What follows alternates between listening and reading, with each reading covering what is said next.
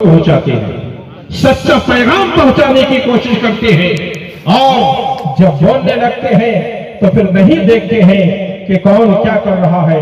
آپ اپنا فریضہ بخوبی انجام دیتے ہیں، سوئی ہوئی قوم کو جگانے کی کوشش کرتے ہیں، ہماری قوم کو بیدار کرنے کی کوشش کرتے ہیں۔ رب تبارک و تعالی مزید آپ کی زبان کے اندر تاثیر پیدا فرمائے۔ حضرات محترم، میں یہ کہہ کر آپ کی بارگاہ میں عریضہ پیش کرتا ہوں کہ ایسی شان پیدا کر کہ باطل تھر تھرا اٹھے، ایسی شان پیدا کر کہ باطل تھر تھرا اٹھے، نظر تلوار بن جائے، نفس جھنکار بن جائے۔ ایسی شان پیدا کر کہ باطل تھر تھرا اٹھے، نظر تلوار بن جائے، نفس جھنکار بن جائے۔ پھولوں کی ہنسی ہو کہ ستاروں کی ادائیں، پھولوں کی ہنسی ہو کہ ستاروں کی ادائیں، سب آپ پہ قربان ہے، تشریف تو لائیں، سب آپ پہ قربان ہے، تشریف تو لائیں۔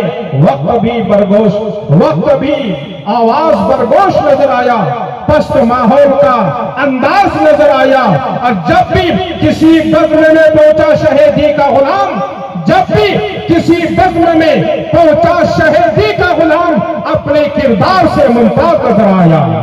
اس خوشی میں کہ حضرت آئے، ہم اللہ کا شکر ادا کرتے ہوئے رب کی کبریائی کا پرچم بلند کرتے ہوئے ہاتھوں کو لہرا کر کے صدائیں بلند کریں کہ اس احاطے کا ایک ایک ذرہ آپ کے حق میں گواہ بن جائے، اس گراؤنڈ کا ایک ایک ذرہ آپ کے حق میں گواہ بن جائے۔ میرے ساتھ میں آواز ملا کر نعرہ تکبیر بلند کریں، نعرہ تکبیر، نعرہ تکبیر، نعرہ رسالت۔ اصلاح معاشرہ کانفرنس، اصلاح معاشرہ کانفرنس، حضرت علامہ مولانا مفتی شہریار صاحب قبلہ، حضرت علامہ مولانا مفتی شہریار صاحب قبلہ، خلیفہ حضور تاج الشریعہ، خلیفہ حضور تاج الشریعہ، علماء اہل سنت، مسلک اعلیٰ حضرت، مسلک اعلیٰ حضرت، نعرہ تکبیر، نعرہ رسالت۔ السلام علیکم ورحمۃ اللہ وبرکاتہ۔ الحمدللہ الذی فضل سیدنا و مولانا محمدا علی العالمین جميعا وأقامه يوم القيامة للمسلمين المتدرسين الخطائين الحالكين شفيعا، فصلى الله تعالى وسلم وبارك عليه وعلى كل من هو محبوب ومرضي لديه، صلاة تبقى وتدوم بدوام الملك الحي القيوم، وأشهد أن لا إله إلا الله وحده لا شريك له، وأشهد أن سيدنا ومولانا محمدا عبده ورسوله، أما بعد، فأعوذ بالله من الشيطان الرجيم، بسم الله الرحمن الرحيم، ومن يطع الله ورسوله فقد فاز فوزا عظيما، صدق الله العظيم وصدق رسوله النبي الكريم۔ سامعین حاضرین، ایک بار ادب اور احترام کے ساتھ جان ایمان، اصل ایمان، روح ایمان، کنز ایمان، سید انس و جان جناب محمد رسول اللہ صلی اللہ علیہ وسلم کے بارگاہ مرکز پناہ میں نذران درود پیش کرنے کی سعادت حاصل کریں۔ اللہم صلی علی سیدنا و مولانا محمد معدن الجود والکرم وآلہ وبارک وسلم، صلاۃ و سلام علیک یا رسول اللہ۔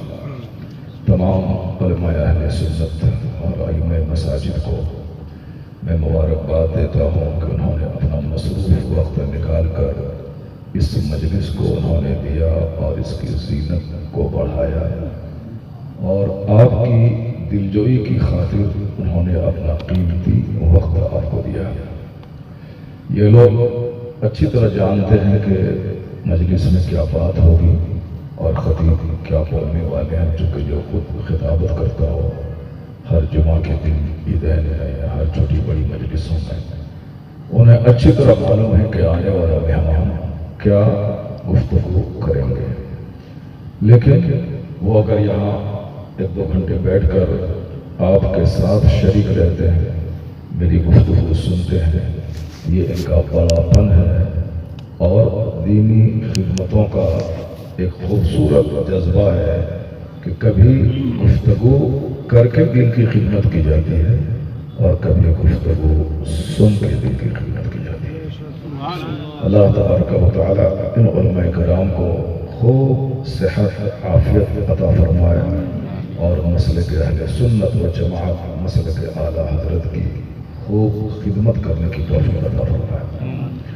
تقریر کرنے میں اتنا مزہ نہیں آتا ہے جتنا مزہ تقریر سننے میں آتا ہے۔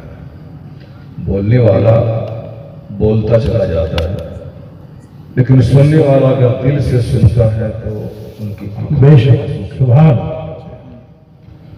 سننے والا جب دل سے سنتا ہے تو ان کی آنکھوں سے آنسو کے قطرے نکل جاتے ہیں، ان کا دل نرم ہو جاتا ہے اور اندر ہی اندر برائیوں سے توبہ کرنے اور نیکی کرنے کا عہد و پیمان کرنے لگتا ہے۔ بہت سارے لوگ سب کے سامنے توبہ کرتے ہیں، لیکن جو مخصوص لوگ ہوتے ہیں وہ اندر ہی اندر اپنے رب کریم کی بارگاہ میں توبہ کرتے ہیں۔ تو تقریر سننے کا بہت فائدہ ہوتا ہے۔ جو لوگ یہ کہتے ہیں کہ واعظ سے کیا ہونے والا ہے، محفل سے کیا ہونے والا ہے، کمبل بانٹا جائے، اسکول بنایا جائے، غریب بیٹیوں کی شادی کروایا جائے، تو میں ان سے کہتا ہوں کہ ہاں، غریب بچوں کی شادی کروانا، کمبل بانٹنا، راشن کا کٹ بھیجنا، غریبوں کی مدد کرنا، یہ ساری باتیں اچھی ہیں، لیکن اس کا یہ مطلب نہیں ہے کہ واعظ اور نصیحت کے دروازے کو بند کر دیا جائے۔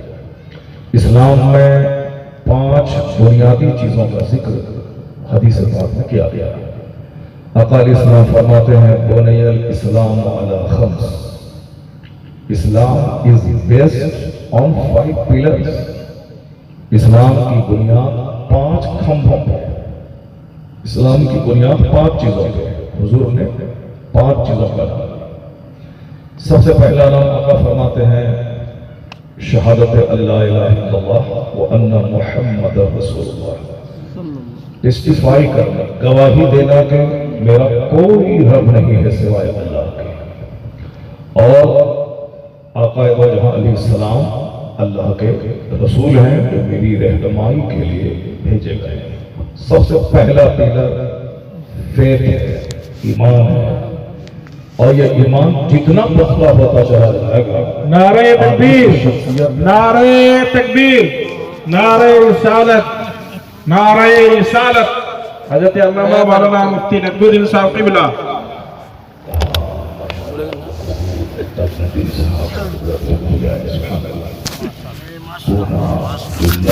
اور اس پورے علاقے میں بہت دنوں سے جو مذہبی خدمت انجام دے رہے ہیں، دیکھنے میں بظاہر دبلے پتلے ہیں، لیکن کام ان کا بڑا گہرا ہے، بہت قابل، باصلاحیت اور اچھے عالم دین ہیں۔ اللہ تبارک و تعالیٰ ان کی حاضری کو ہمارے لیے مفید بنائے۔ چونکہ وقت میرا بہت کم ہے اور خاص کر کے مہاراشٹر میں، ورنہ ہماری تقریر کی 1-1.5 گھنٹے میں ہوتی ہے، پھر اس کے بعد تقریر شروع ہوتی ہے تو تھوڑی لمبی ہو جاتی ہے، اور 2.5-3 گھنٹے بولنے والا آدمی 1 گھنٹے میں گفتگو سمیٹ دیتا ہے، چونکہ وقت کا بھی مسئلہ ہوتا ہے۔ تو بس تھوڑی سی توجہ آپ کی رہے تاکہ مفید باتیں جو میں محسوس کر رہا ہوں وہ بھی میں آپ تک پہنچا دوں، اور آپ اسے سن لیں۔ ہو سکتا ہے کہ اب تک جو باتیں میں نہیں بولا ہوں دوران گفتگو، آپ کی وجہ سے اللہ تعالیٰ میرے دل دماغ میں باتیں عطا فرمائے۔ جو باتیں آپ نے نہیں سنی ہیں یا بارہا سنی ہیں، ہو سکتا ہے کہ 100-200 بار سننے کے بعد وہ کیفیت نہیں پیدا ہوتی جو آج کی خصوصی مجلس میں پیدا ہو جائے۔ بے شک نیک ارادے سے محفل میں بندہ بیٹھتا ہے تو اس کا فائدہ اس کو ملتا ہے۔ آسمان سے پانی پڑتا ہے، پتھر پہ پانی پڑتا ہے تو پتھر سوکھا کا سوکھا رہتا ہے، پانی ڈھلک کے نیچے گر جاتا ہے، اس پہ کوئی فصل نہیں پیدا ہوتا، لیکن وہی پانی بازو میں زرخیز زمین پہ پڑتا ہے، وہاں سے شاندار بہترین فصل پیدا ہو جاتی ہے۔ تو قصور بارش کا نہیں ہے، قصور اس پتھر کا ہے جس میں پانی جذب نہیں کیا اور پودا نہیں ہوگا، تو قصور تقریر کا نہیں ہوتا ہے، قصور باز کا نہیں ہے، بلکہ قصور اس دل کا ہوتا ہے جو دنیا کی محبتوں کا سخت ہو چکا ہے اور اس میں نصیحت کا پانی اثر نہیں کیا، سنا تو صحیح، دل پہ بات آئی تو صحیح، مگر پتھر کی طرح نیچے گر گیا اور یہاں سے نیکی کا پودا نہیں اگ سکا۔ لیکن وہی زرخیز زمین، زرخیز دل کی جو بیٹھتا ہے، بس ایک حدیث پاک آدمی کی زندگی کو سجانے کے لیے کافی ہو جاتی ہے، وہ اندر سے اس کو جذب کر کے وہاں سے نیکی کی فصل پیدا کرتا ہے، اور اس کا ظہور، اس کے ہاتھ، اس کے پاؤں، اس کی آنکھ، اس کی زبان، اس کی سوچ، اس کے دل اور دماغ سے اس نیکی کی فصلوں کے پیدا ہونے کا ظہور ہوتا ہے۔ جو آدمی سچی توبہ کر لیتا ہے، پہلے اگر وہ جھوٹ بولتا تھا اب سچ بولنے لگتا ہے، جو سچی توبہ کرتا ہے، پہلے جماعت سے نماز نہیں پڑھتا تھا تو اب وہ باجماعت نماز پڑھنے لگتا ہے، تو اس کی ایکٹیویٹیز بتاتی ہے کہ یہ بندہ اندر سے اب بدل چکا ہے۔ حج مبرور کی علامت ہے کہ جب بندہ خانہ کعبہ سے لوٹ کے واپس آ جائے، پہلے سے چینج ہو گیا، پہلے اگر تھوڑا ہارڈ تھا تو اب سافٹ ہو گیا، پہلے وہ سخت تھا اب نرم ہو گیا، پہلے زبان سے مغرورانہ جملے نکلتے تھے اب عاجزانہ جملے اس کی زبان سے نکل گئے، پہلے دوسروں کو کہتا تھا مجھے پہچانتا ہے کہ میری اوقات کیا ہے، میں پورے شہر کا سب سے بڑا مالدار، سب سے بڑا طاقتور، سب سے بہترین مکان والا، لیکن وہاں سے واپس آنے کے بعد وہ کہتا ہے نہیں بھائی میں تو پورے سماج کا سب سے ادنا آدمی ہوں۔ تو اس طرح کے جملے اس کی زبان سے اگر نکلنے لگے، نماز کے وقت میں سارا کام چھوڑ کے مسجد کی طرف بھاگنے لگے، یعنی اس کا دل مسجد کی طرف لٹکا ہوا، تو سمجھ جائے کہ اس بندے کا حج قبول ہو گیا ہے۔ یہ حج مبرور کی علامت ہے کہ آدمی کا غرور ختم ہو جاتا ہے، جو اکڑ پن ہے اور جو گھمنڈ ہے وہ ختم ہو جاتا ہے، آدمی نرم ہو جاتا ہے، نماز روزے کی پابندی میں سب سے آگے بڑھ جاتا ہے، اور پھر دوسروں کے ساتھ حسن سلوک میں بھی وہ آگے بڑھ جاتا ہے، سلام میں پہل کرنا، دوسروں کو سمان دینا، عزت دینا، یہ اس بات کی دلیل ہے کہ ان کا حج قبول ہو گیا۔ اور اگر حج قبول نہیں ہوا ہے کسی کا، یہ تو پتہ قیامت کے دن چلے گا کہ کس کا قبول ہوا کس کا نہیں قبول ہوا، یہ قیامت کے دن پتہ چلے گا، لیکن اس کی کچھ پہچان ہوتی ہے جو دنیا ہی میں دوسروں کو پتہ چل جاتا ہے کہ ان کا حج قبول ہوا یا نہیں ہوا۔ عام گھر ہے، مسجد اگر وہاں ہے، مسجد ہے، کوئی مینار نہ بھی رہے تو بھی مسجد ہے، لیکن مینار ایک پہچان ہے کہ یہ مسجد ہے۔ اسی طریقے سے آدمی حج سے واپس آ گیا، اب قیامت کے دن فیصلہ ہوگا، لیکن یہاں پہچان ہے اس کی، حج مربوط کس کا ہے اور حج مبرور کس کا ہے۔ تھوڑی ساؤنڈ کو کم کر دو اور آواز تھوڑی سی تیز کر سکے، آواز بالکل صاف صاف ہو جائے۔ ایک بار اور درود شریف پڑھیں، اللہم صلی علی سیدنا و مولانا محمد معدن الجود والکرم وآلہ وبارک وسلم صلاۃ و سلام علیک یا رسول اللہ۔ لوگ کہتے ہیں کہ بھائی آپ کو کیسے معلوم ہے کہ میں کیا کرتا ہوں، میں جنتی ہوں یا جہنمی ہوں، آپ کو کیا خبر ہے؟ وہ تو قیامت کے دن پتہ چلے گا۔ ہاں تو بالکل سچ ہے، وہ قیامت کے دن پتہ چلے گا، لیکن اس کی کچھ علامات ہوتی ہیں، کچھ پہچان اس کی ہوتی ہے، اس پہچان سے پہچانا جاتا ہے کہ یہ شخص جنتی ہے یا جہنمی ہے۔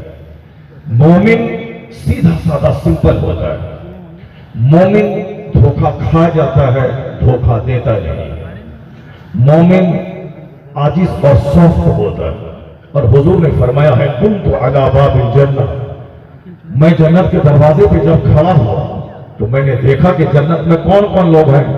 معراج کی رات میں جب اللہ نے اپنے محبوب کو جنت و جہنم کی سیر کرائی تو آپ کے ساتھ فرشتے تھے اور جنت و جہنم کی سیر کر رہے تھے، تو جنت کے دروازے پہ کھڑے ہو کے حضور نے جنت میں جھانک کے دیکھا کہ دیکھو جنت میں کیسے کیسے لوگ ہیں، اور جہنم میں بھی دیکھا کہ جہنم میں کیسے کیسے لوگ ہیں۔ اب آقا کی زبانی سنیے، خود حضور فرماتے ہیں کنت علی باب الجنہ، میں جنت کے دروازے پہ کھڑا ہوا، فَرَأَيْتُ أَكْثَرَ أَهْلِهَا الْفُقَرَاءَ، میں نے جنت میں دیکھا تو اکثر جنتی وہ لوگ تھے جو دنیا میں فقیر کہلاتے تھے. بہت خوب، سبحان اللہ. یعنی جو اپنی چادر سے سر ڈھانپتا تھا تو پاؤں کھل جاتا تھا، جو اپنا پاؤں کھلتا تھا تو پاؤں ڈھانپتا تھا سر کھل جاتا تھا، جو کھانا کھائے تو کپڑا خریدنے کے لیے پیسے نہ رہے، جو کپڑا خریدے تو بیمار پڑنے کے بعد علاج کرانے کے لیے اس کے پاس پیسے رہے، جو خود ایک ٹائم کھا لے مہمان آ جائیں تو مہمان کی خدمت کرنے کے لیے اس کے پاس مال نہ ہو. یعنی وہ دنیا میں محتاجی کی زندگی بسر کرتے تھے. اکثر فقیر لوگوں سے جنت بھری ہوئی ملے گی. فقیر وہ نہیں جو بھیک مانگتا ہو اور نماز نہیں پڑھتا ہو، چرس پر بھانگ پیتا ہو. کہ ہم جو اس کو دیتے ہیں پیسے زکوٰۃ اور خیرات کی، وہ میری نگاہوں سے اوجھل ہو کر جا کے وہ افیم اور چرس شراب پیتا ہے، وہ فقیر نہیں. فقیر وہ جس کے پاس مال کی کمی تھی، اس کے باوجود وہ شکوہ نہیں کرتا تھا بلکہ اپنی زندگی کا قیمتی لمحہ خدا کی عبادت میں گزارتا. وہ فقیر. اسے بڑے بڑے بزرگان دین کے نام کے ساتھ بھی سید، شاہ، فقیر، تاج الدین، فقیر معین الدین، یہ جو لفظ آتا ہے فقیر کا مطلب یہ ہوتا ہے کہ آدمی بظاہر مال و دولت کی کمی اس کے پاس ہے، لیکن کردار اور نیکی کے اعتبار سے سب سے زیادہ مضبوط لوگ وہ ہوتے ہیں. تو حضور کہتے ہیں کہ غریب لوگ جو دروازے پہ کھڑے ہو تو لوگ دھکے دے کے مانتے بھگا دیں، اس کا کپڑا پھٹا ہوا دیکھ کر اپنی توہین سمجھیں کہ میرے سامنے وہ کھڑا رہے اور پھر وہ مجھ کو سلام کرے. تو ایسے لوگ اگر تم مدفوم بالابواب اگر دروازے پہ کھڑے ہو تو دھکے دے کے نکال دیے جائیں. یعنی وہ لوگ جس کے پاس مال نہیں تھا، ان لوگوں سے جنت بھری ہوئی میں نے دیکھا. غریبوں سے، فقیروں سے جنت بھری ہوئی دیکھا. اور جب میں نے جہنم میں دیکھا کہ جہنم میں کیسے کیسے لوگ ہیں، تو حضور فرماتے ہیں کہ فرأیت، تو میں نے دیکھا کہ اکثر جہنمی مغرور لوگوں سے جہنم بھرا ہوا ہے. مغروروں سے، گھمنڈیوں سے، مالداروں سے، پیسے والوں سے جہنم بھرا ہوا. تو جہنمی کی پہچان ہے مغرور ہونا، جہنمی کی پہچان ہے بد اخلاق ہونا. کون جہنم جائے گا وہ تو مرنے کے بعد پتہ چلے گا. لیکن اگر کسی کی بولی سے گھمنڈ کے جملے نکلتے ہوں تو آپ گواہ رہیں کہ ایک جہنمی کی علامت اس میں پائی جا رہی ہے. اگر کسی میں بد اخلاقی ہے تو آپ سمجھ جائیں کہ اس میں جہنمی کی علامت پائی جا رہی ہے. کوئی دوسروں کو دھوکہ دیتا ہو، سمجھ جائیں کہ جہنمی کی علامت پائی جا رہی ہے. حضور نے فرمایا کہ اربع من کن فیہ کان منافقا خالصا. بخاری شریف کی حدیث میں آیا ہے کہ 4 چیزیں جس کے اندر پائی جائیں وہ خالص پکا منافق ہے. وہ منافق کا مطلب زبان پہ کلمہ اور دل میں نفاق چھپا کے رکھتا ہو، اندر میں کچھ ہو وہ بظاہر کچھ ہو. 4 چیزیں جس کے اندر ہیں وہ پکا منافق ہے. اور اگر ان 4 میں سے کوئی ایک چیز کسی کے اندر ہے تو منافقت کی پہچان اس کے اندر ہے. آقا فرماتے ہیں وہ 4 لوگ کون ہیں جس میں 4 باتیں ہو تو پکا منافق ہے. آقا فرماتے ہیں اذا حدث کذب، یعنی جب وہ بات کرے تو جھوٹ بولے. منافق کی ایک بڑی پہچان ہے. منافق جو جہنم کے نچلے درجے میں رہے گا وہ ہے جو زبان پہ ایمان لاتا ہو اور دل میں کفر چھپا کے رکھتا ہو. اور ایک دوسرا منافق ہے کہ دل میں بغض چھپا کے رکھتا ہو اور زبان سے ہمدردی کا اظہار کرتا ہو کہ ہمیں آپ سے محبت ہے، آپ میرے بھائی ہیں. یہ بھی ایک منافقت کا ایک پارٹ ہی ہے. جب منافق جھوٹ بولتا ہے، بات کرتا ہے تو جھوٹ بولتا ہے. اذا حدث کذب، جب بات کرے تو جھوٹ بولے. اذا خاصم فجر، جب وہ لڑائی جھگڑا کرے کسی وجہ سے تو وہ گالی بکے. یہ منافق کی پہچان ہے. اور عام طور پر آپ دیکھتے ہوں گے سماج کیسے لوگوں سے بھرا ہوگا. بہت چپڑی چپڑی باتیں ہوتی ہیں، لیکن جہاں طبیعت کے خلاف بات ہو گئی تو فوراً گالی سے کام لینے لگتا ہے. چاہے مولانا رہے، مولوی رہے. حضور پہلے ہاتھ جوڑتا ہے، سرکار تشریف لے آئیں، آقا تشریف لے آئیں، مولا تشریف لے آئیں، ملجا تشریف لے آئیں. میں آپ کا غلام ہوں، دل بچھا دوں گا، آپ کے پاؤں کے نیچے میں سر بچھا دوں گا. آقا تشریف لے آئیں. پہلے تو یہ باتیں کرتا ہے، لیکن اگر کسی وجہ سے اگر وہ آقا اس کا بولتا ہے کہ میرے بال بچے کی طبیعت خراب ہو گئی، میری طبیعت خراب ہو گئی، میرا پڑوسی مر گیا، میرا سمدھی مر گیا، میری سمدھن مر گئی، میرے بچے مر گئے، میرا چچیرا بھائی مر گیا، میرے سماج میں اچانک میرے اپنے قریبی رشتہ دار کی شادی ہو گئی، تو اب میں سفر نہیں کر پاؤں گا، وہ فوری ماں لگا کے گالی دینے لگتا ہے، فوری ماں لگا کر، وہ گالی میں نہیں بولوں گا مگر وہ ماں لگا کے گالی دینے لگتا ہے۔ اب آپ سمجھ سکتے ہیں کہ پہلے 1 منٹ پہلے آقا مولا ملجا کہتا تھا، اور جہاں طبیعت کے خلاف بات ہوئی فوراً گالی دینے لگتا ہے، فوراً نہ جانے کیا کیا جملے بولنے لگتا ہے کہ آپ اصلی نطفے سے نہیں ہیں، تو آپ صاحب ناجائز نطفے سے پیدا ہوئے ہیں، اور آپ بہت آپ دین کے خادم نہیں ہیں، آپ غدار ہیں۔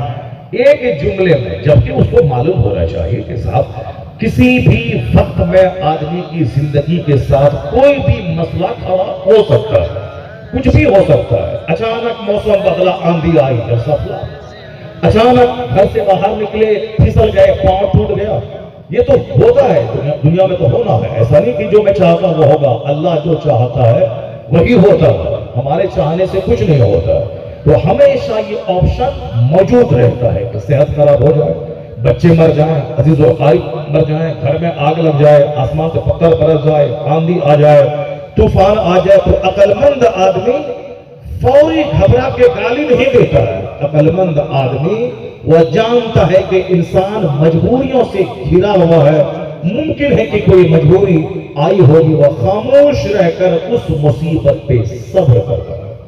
یہ عقل مند اور مومن کی پہچان ہے۔ منافق کی پہچان ہے اذا خاصم فجر، جب وہ جھگڑتا ہے تو گالی دیتا ہے۔ گالی دینا یہ جاہلوں کی، فاسقوں کی، منافقوں کی علامت ہے۔ اذا عاہد غدر، منافق جب وعدہ کرتا ہے تو وعدہ خلافی کرتا ہے، وعدہ خلافی کرتا ہے، یہ منافق کی پہچان ہے۔ جب بولتا ہے تو جھوٹ بولتا ہے، وعدہ کرتا ہے تو وعدہ خلافی کرتا ہے، جب لڑائی جھگڑے کرتا ہے تو پھر وہ گالی گلوچ دیتا ہے۔ یہ پکے منافق کی پہچان ہے۔ منافق کو اگر اس کی ایک کوالٹی اس کے اندر ہے تو سمجھ جائیں کہ ایک علامت ہے اس کے اندر۔ منافق کے خالص یہ نہیں ہے مگر ایک علامت اس میں پائی جا رہی ہے۔ اگر کوئی مغرور ہو تو سمجھ جائیں کہ جہنمی کی ایک علامت اس میں ہے، کیونکہ حضور نے فرمایا ہے لا يدخل الجنہ من کان فی قلبہ مثقال ذرۃ من کبر۔ بخاری شریف، مسلم شریف حدیث میں آیا ہے، آقا فرماتے ہیں جس کے سینے میں رائی برابر بھی گھمنڈ ہو وہ شخص جنت میں داخل نہیں ہوگا۔ لا يدخل الجنہ، وہ جنت میں داخل نہیں ہوگا۔ چونکہ میں سماج میں رہتا ہوں، آپ کے بیچ رہتا ہوں، میرے بھی رشتہ دار ہیں، میرا بھی سماج ہے، میرا بھی گاؤں ہے، میرا بھی محلہ ہے، میں بھی انسان ہوں، میری بھی ریلیٹیوز موجود ہیں۔ میں جو اکثر دیکھتا ہوں یہ ایسی خطرناک بیماری سماج میں پائی جا رہی ہے۔ کوئی پیر صاحب کا پیر دبایا تو اب وہ دوسرے امام صاحب کو سلام تک نہیں کرتا، ان کے سلام کا جواب تک نہیں دیتا۔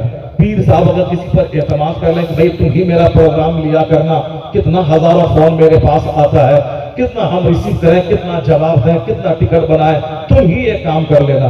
اب وہ صاحب پیر صاحب سے بڑا اپنے آپ کو سمجھنے لگتا ہے۔ اب صاحب ان کی بولی سنیے، ان کے الفاظ اور جملے سنیے، گھمنڈ کے جملے، نہیں تمہارے یہاں پیر صاحب نہیں جائیں گے، تمہارے یہاں یہ ہے، تمہارے یہاں وہ ہے، تم لوگ اچھے آدمی نہیں ہو۔ پیر صاحب تو اپنی جگہ رہے، وہ تو غریبوں کے گھر میں جانا چاہتے ہیں، مسکینوں کے پاس بیٹھنا چاہتے ہیں، جس کے کپڑے سے بدبو آتی اس کے پاس بیٹھ جاتے ہیں، اس سے مصافحہ کرتے ہیں، ان کی خیریت دریافت کرتے ہیں، حضور کی سنتوں پہ عمل کرنے کی پوری کوشش کرتے ہیں۔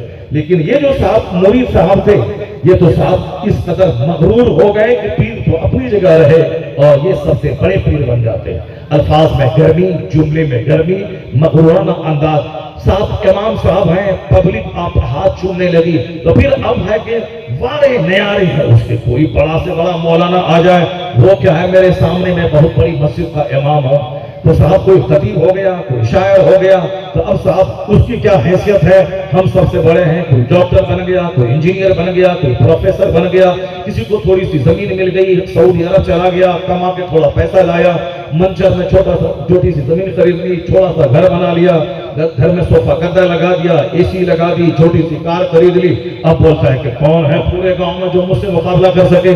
یعنی اکثر جگہوں میں، مہاراشٹر ہو کہ بمبئی ہو، مہاراشٹر ہو کہ بہار ہو کہ گجرات ہو کہ اڑیسہ ہو کہ عرب ممالک میں ہو، ہر جگہوں پہ آج کی تاریخ میں مغرورانہ جملے اکثر لوگوں کی زبان سے نکل رہے ہیں۔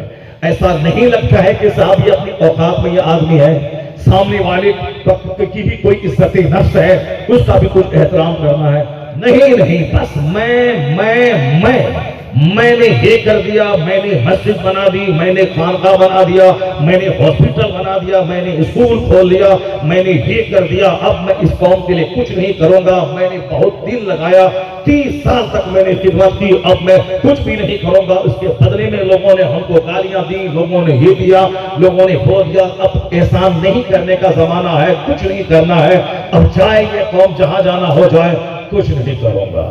اس طرح کے جملے لوگ کہتے ہیں۔ انہیں معلوم ہونا چاہیے کہ تمہاری خدمت تو کچھ نہیں ہے، تم یہ مت بول کہ میں دین کی خدمت کر رہا ہوں۔ شیخ سعدی کی زبان میں احسان مت رکھ کے میں بادشاہ کی خدمت کر رہا ہوں، احسان مان کے بادشاہ نے تجھے اپنی خدمت کے لیے مقرر کر لیا۔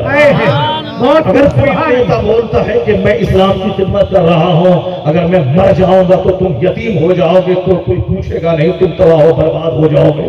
اگر کوئی مولانا بولتا ہے کہ میں اگر مر گیا تو تیرا کوئی پرسان حال نہیں ہوگا، مولانا جھوٹا۔ اگر کوئی نیتا بولتا ہے کہ میری وجہ سے سنیت ہے، اسلام ہے، مسلمانوں کا دھرم قائم ہے، جھوٹا، جھوٹوں کا سردار۔ اس سے کہیے کہ تیری عمر کتنی ہو رہی ہے؟ 70-80 سال؟ 70-80 سال پہلے بھی اسلام تھا، تم اگر مر جائے گا اس کے بعد بھی اسلام رہے گا۔ اگر تو خطابت کر رہا ہے، تحریر کر رہا ہے، تو آج کر رہا ہے، آج کتابیں لکھ رہا ہے، لیکن آج کے 100 سال پہلے بھی مسجدیں تھیں، مدرسے تھے، اور پھر دین کا کام ہو رہا تھا، خطابات ہو رہے تھے، اسلام تھا پوری دنیا میں، اور تو مر جائے گا تو بھی اسلام رہے گا۔ اسے مت بول کہ میں اسلام کی خدمت کر رہا ہوں، پیشانی سجدے میں رکھ کے اللہ کا شکر ادا کر کہ اس مہان مذہب کی خدمت تجھ سے اللہ لے رہا۔ نعرہ تکبیر، نعرہ رسالت۔ یہ جھوٹ ہی ہے نا کہ اسلام خطرے میں ہے۔ یہ جھوٹ بولتا ہے نا نیتا، اگر اس کو ووٹ نہیں دیں تو فوری بدل کے بولے گا کہ میں تم پر وشواس کرتا تھا، تم نے مجھ کو ووٹ نہیں دیا، اب تم کوئی کام لے کے میرے پاس آؤ، پھر میں تجھ کو بتا دوں گا۔ اب کام لے کے جائیں، وہ کچھ بھی نہیں کرتا، نہ فون سے پیروی کرتا، چونکہ تم نے ووٹ ہم کو نہیں دیا ہے۔ پہلے بولتا تھا اسلام، مسلمان، مسلم کمیونٹی، مسلم سماج، سنیت، لیکن جہاں ہار گیا سب اسلام ختم اور سب سنیت ختم ہو گئی، اور جہاں جیت گیا تو کافروں سے دوستی، مشرکوں سے دوستی، شرابیوں سے دوستی، غیر قوموں سے دوستی، اپنے لوگ کوئی جائیں بولے کتنا تمہارا کام کرتا رہو، تمہارا بوجھ ڈھوتا رہو، اور بھی تو کوئی ہے، اس کا بھی تو ووٹ ہم کو ملا ہے۔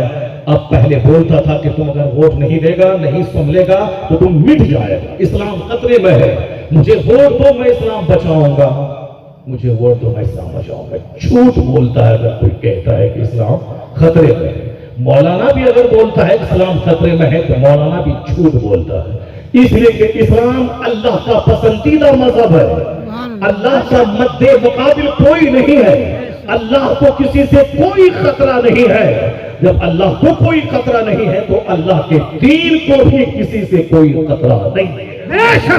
ہم بولتے ہیں اسلام خطرے میں ہے، میری بات سچی یا اللہ کی بات سچی؟ اللہ کہتا ہے یریدون لیطفئوا نور اللہ بافواہہم واللہ متم نورہ۔ اللہ کہتا ہے یہ مشرک، یہ کافر اپنے منہ سے اسلام کا چراغ بجھانا چاہتے ہیں، اللہ اس نور کو پورا کرنا چاہتا ہے۔ واللہ متم نورہ، اللہ اس نور کو پورا کرنے والا ہے۔ تو بندہ جو چاہے گا یہ نہیں ہوگا، بندہ کمزوری کا پتلا ہے، بندے کی ابتدا ہے ایک ناپاک قطرہ، بندے کی انتہا ہے مٹی میں سڑ گل جانا، بیچ میں ہے جب تک زندہ ہے پیٹ میں ہے غلاظت اور اس کی نیند کی کمزوری، غربت کی کمزوری، بیماری کی کمزوری، زلزلے کی کمزوری، یہ ساری کمزوریوں کے ارد گرد بندہ رہتا ہے۔ پیٹ میں کیا غلاظت ہے 2 kg، پیشاب نہیں کرے تو مر جائے، پخانہ نہ ہو تو مر جائے، منہ سے بدبو نکلتی ہے اس کی، ناک سے بلغم نکلتا ہے اس کا، کان بہتا ہے اس کا، ناک بہتی ہے اس کی، بدن سے بدبودار پسینہ نکلتا ہے اس کا، بیٹا نہ ہو تو اس کا دل ٹوٹ جائے، بیٹا نافرمان ہو تو دل ٹوٹ جائے، بیٹی نہ ہو تو یہ گھبرا جائے، بیٹی کی شادی نہ ہو تو پریشان ہو جائے، آندھی آ جائے تو پریشان ہو جائے، بیمار ہو جائے تو پریشان ہو جائے۔ یہ انسان پریشانی میں گھرا ہے، بدبو دار پسینے میں گھرا ہے، غلاظت پیٹ میں لے کے چلتا ہے، چاہے امریکہ جائے چاہے ہندوستان کے کسی شہر میں جائے، پیٹ میں ہے 2 kg غلاظت جو ناپاک قطرے سے پیدا ہوا ہے، اور جو ماں کے پیٹ میں 9 مہینہ ناپاک قطرہ پی کے زندہ رہا ہے، اور جو ماں کے شکم سے پیدا ہو کر وہ صاحب ماں کا خون جو دودھ بن کے چھاتی کی راہ سے نکلا اس کو پی کے 2 سال سے یہ زندہ رہا ہے، جو ماں کے دل میں محبت اللہ نے ڈال دی، جو نرس کی طرح اس کے پیشاب پخانہ کو دھو کر کے ماں جو خدمت کرتی ہے، یہ کون ہے جو اس ماں کے دل میں تیری محبت پیدا کیا؟ وہ اللہ ہے جو تمہیں پانی کے قطرے سے پیدا کیا، پھر تمہیں شرمگاہ سے نکالا، تو پھر ماں کے پیٹ میں ناپاک قطرہ ناپاک خون کے قطرے سے تیری پرورش کی، اور پھر اچانک موت آئی، مر گیا، تو ارب پتی بھی سفید سوتی کا کفن پہن کے جا رہا ہے 2 گز زمین کے اندر، 1000 ایکڑ زمین کا جوتنے والا 5 کٹھا 5 حصہ زمین میں اس کی قبر نہیں بنتی ہے، اس کی قبر بھی 2 گز زمین، اور جو مزدوری کر کے سڑک کے کنارے پھول پات پہ سوتا تھا وہ بھی مرا تو سفید کفن سوتی کا اور وہی 2 گز زمین۔ تو ابتدا دونوں کی ایک جیسی ہے، انتہا دونوں کی ایک جیسی ہے، بیچ میں ہے غلاظت کی کمزوریاں، اور یہ انسان بولے کہ میں یوں کر دوں گا، میں وہ کر دوں گا، میں فلاں کر دوں گا، یہ انسان جھوٹ بولتا ہے، ان کے چاہنے سے کچھ نہیں ہوتا ہے، وہی ہوتا ہے جو منظور خدا ہوتا ہے۔ بے شک، سبحان اللہ، اسلام اللہ رب العزت اسلام کو مکمل کرنا چاہتا ہے، بہت دنوں سے تو ہاتھ پیر مار رہا ہے کہ اسلام مٹا دیں گے، اسلام اذان بند کر دیں گے، نماز ختم کر دیں گے۔ یہ آج جو لوگ بول رہے ہیں اس سے پہلے بھی 1000 سال پہلے بھی لوگ بول چکے ہیں، 1000 سال پہلے بھی لوگ چلا چکے ہیں، مار دیں گے، کاٹ دیں گے، مٹا دیں گے، ختم کر دیں گے، مسجد توڑ دیں گے، اذان بند کر دیں گے، مدرسہ ختم کر دیں گے، داڑھی نوچ لیں گے، پگڑی اور ٹوپی جلا دیں گے۔ یہ تو 1400 سال سے ہم سنتے ہوئے آ رہے ہیں، لیکن ہوا کیا؟ ہوا یہی کہ پہلا دن ایک کلمہ پڑھنے والا تھا جو حضور کا ساتھ دے رہا تھا، وہ حضور کا دوست ابو بکر تھا۔ اس ٹیم میں شامل ہوئے زید بن حارثہ جو مصطفیٰ کا غلام تھا، اور اس ٹیم میں شامل ہوئے تیسرا فرد جس کا نام مولا علی تھا، اسی ٹیم میں شامل ہوئی سرکار کی بیوی حضرت خدیجہ۔ یہ 4 لوگوں نے پہلے کلمہ پڑھا، 3 سال گزر گئے، صرف 40 لوگوں نے کلمہ پڑھا، 3 سال گزر گئے ایک لمبی مدت میں، اور جب 40 لوگوں نے کلمہ پڑھا تو مکے کے لوگ کہنے لگے مٹا دیں گے، مار دیں گے، سولی پہ چڑھا دیں گے، چٹائی میں دھواں ڈال کے مار دیں گے، تاکہ اس کا انجام دیکھ کر دوسرے لوگ ڈر جائیں، وہ کلمہ پڑھنے سے رک جائیں۔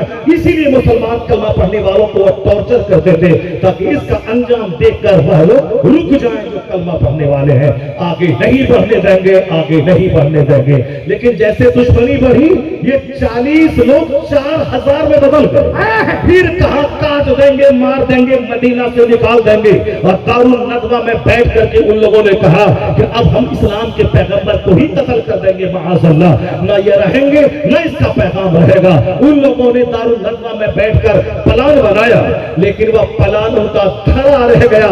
کیا ہوا؟ سرکار مکے سے چل کے مدینہ آئے، اور جب مدینہ سے لوٹ کے مکہ آئے تو 12000 کا لشکری جرار آپ کے پاس موجود تھا، سارا مکہ فتح ہو گیا، ہر گھر میں اسلام داخل ہو گیا، اور کچھ دن کے بعد سرکار دو جہاں جب میدان عرفات سے خطاب کرنے لگے، جو اکیلے اپنے دوست ابو بکر کے ساتھ مکہ چھوڑ کے مدینہ گئے تھے، 10 سال کی مدت میں 1,24,000 کا ٹھاٹے مارتا ہوا مجمع میدان عرفات میں جمع ہو گئے۔ لوگوں نے کہا تھا کہ ہم اب اسلام مٹا دیں گے، اسلام کے پیغمبر جب تک ہے اسلام ہے۔ ان کی باتیں سن کر، ان کی گفتگو سن کر، ان کی تقریر سن کر، ان کا اخلاق دیکھ کر لوگ ان کے پاس آ رہے ہیں۔ یہ جب انتقال کر جائیں گے تو پھر اسلام اسلام کی اینٹ سے اینٹ بجا دوں گا. اپنی جیسی امپریسو پرسنالٹی نہیں رہے گی, اس کے بعد عام لوگ رہیں گے, پھر میں اسلام مٹا دوں گا. لیکن حضور نے اس بنیاد پر اسلام کی عمارت کو مضبوطی عطا کیا تھا کہ سرکار پردہ فرمائے, آپ کا پہلا اترادھیکاری ابو بکر صدیق نے وہ خدمت کی 2 سال تک کہ اسلام کا ڈنکا چہار دانگے عالم میں بجنے لگا. لوگ منتظر تھے کہ اسلام خطرے میں آ جائے گا. صدیق اکبر کی ہمت دیکھ کر کافروں کا سینہ ہل گیا. کہا کہ چلو یہ تو بہت بڑے جانباز بہادر ہے, مصطفیٰ کے سچے وفادار عاشق, ان کا انتقال ہوا, کوئی اسلام کا بڑا تازہ قدم رک جائے گا. اس کے بعد فاروق اعظم جب خلیفہ بنے 10 سال تک خلیفہ رہے. اسلام عرب کی چہار دیواری سے نکل کے عجم میں چھا گیا, ایران فتح ہو گیا, روم فتح ہوا, آدھی دنیا پہ اسلام کا غلبہ ہو گیا. پھر عثمان غنی آئے, 12 سال تک آپ خلیفہ رہے تو اسلام قسطن دنیا تک پہنچ گیا. پھر جب مولا علی آئے 4-5 سال کی مدت میں اسلام استقبال ہوتا چلا گیا. چھوٹے چھوٹے معاملات ہوتے رہے مگر اسلام کو کوئی نقصان اس سے نہیں ہوا. لیکن جب مولا علی کی شہادت کے بعد امام حسن 6 مہینے کے لیے خلیفہ بنے, اسلام اور استقبال ہوتا رہا. ان کے بعد جب امام حسین جب خلافت کی لگام آپ نے تھامنے کے لیے جب میدان کربلا گئے تو وہاں چاروں طرف سے آپ پر تیروں کی بارش کر دی گئی. حسین نے سمجھا کہ اب نانا کے دین کو ان کے خاندان والوں کے خون کی ضرورت ہے, حسین کے بچوں کے خون کی ضرورت ہے. اس کے بعد اسلام کا چمن ہرا بھرا ہوگا. حسین اعظم حاضر ہو کر خود کو کٹوایا, علی اکبر کو کٹوایا, علی اصغر شہید ہو گئے, سارا کنبہ لوٹ گیا. اسلام کو تو مٹ جانا چاہیے کہ مصطفیٰ کے نواسے کو کاٹ دیا گیا, حضور کے خاندان والوں کو ذبح کر دیا گیا, اسلام تو ختم ہو جانا چاہیے. لیکن حسین کی شہادت کے بعد وہ جوش اسلام میں آیا کہ عرب کے جغرافیہ سے نکل کے اسلام انڈیا میں داخل ہوا, اسلام افریقہ گیا, اسلام یورپ گیا, اسلام چائنا جاپان گیا. پھر کیا ہوا؟ حسین اعظم کی شہادت کے بعد اسلام آندھی طوفان بن کر پورے عالم پہ چھا گیا. اور آج 1500 سال کے اندر وہ محمد عربی جو اکیلے تھے اور 4 لوگوں نے کلمہ پڑھا, لیکن آج 200 کروڑ لوگ دنیا میں ہیں جن کے نام کے ساتھ لفظ محمد جڑا ہوا ہے, یا 200 کروڑ محمدی فوج ہے. اس کا مطلب یہ نکلا کہ دشمنی بڑھتی جائے گی, محمدی فوج میں اضافہ ہوتا رہے گا. نعرہ تکبیر, نعرہ رسالت, ایک نعرہ حیدری. اس لیے مایوس ہونے کی کوئی ضرورت نہیں ہے, ڈس اپوائنٹمنٹ کی کوئی ضرورت نہیں. مایوسیت کے لیے اسلام میں کوئی جگہ نہیں. مرنا تو ہے ہی, چاہے آج مرے چاہے 50 سال کے بعد مرے, مرنا تو ہے ہی. کون جینے کے لیے آیا؟ 100 سال کے اندر ہی ہم سبوں کا خاتمہ ہو جانا ہے.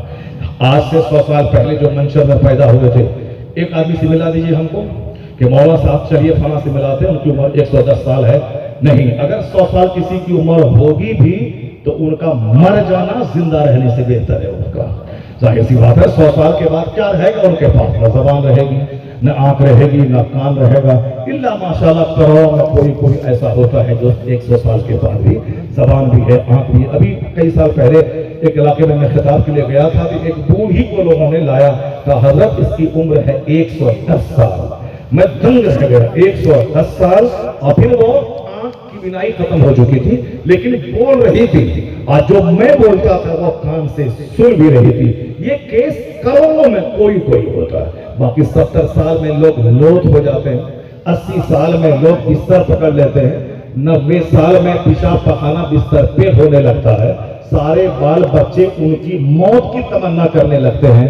لیکن جو دین کی خدمت کرتا ہے, جو اسلام کی تبلیغ کرتا ہے, جو اسلام کی باتیں پہنچاتا ہے, جو بچپن سے قرآن پاک کو آنکھوں سے دیکھتا رہا, دوسروں کی بہو بیٹی پہ بری نگاہ اٹھا کے نہیں دیکھا, دوسروں کے مکان کو للچائی نگاہ سے نہیں دیکھا, دوسروں کی گاڑی فارچونر رہے کہ صاحب مرسڈیز بینز کی کار رہے کہ صاحب جاگوار کمپنی کی 10 کروڑ کی کار رہے کہ مکیش امبانی کی بیوی کی 100 کروڑ کی کار رہے, اس کے نزدیک یہ کار اور موٹر سائیکل اور سائیکل دونوں برابر ہے. مٹی کی دیوار سونے کی دیوار دونوں برابر ہے. اس کو مکان کو دیکھ کر کوئی لالچ نہیں پیدا ہوتا کہ ہمارے پاس بھی یہ مکان رہتا.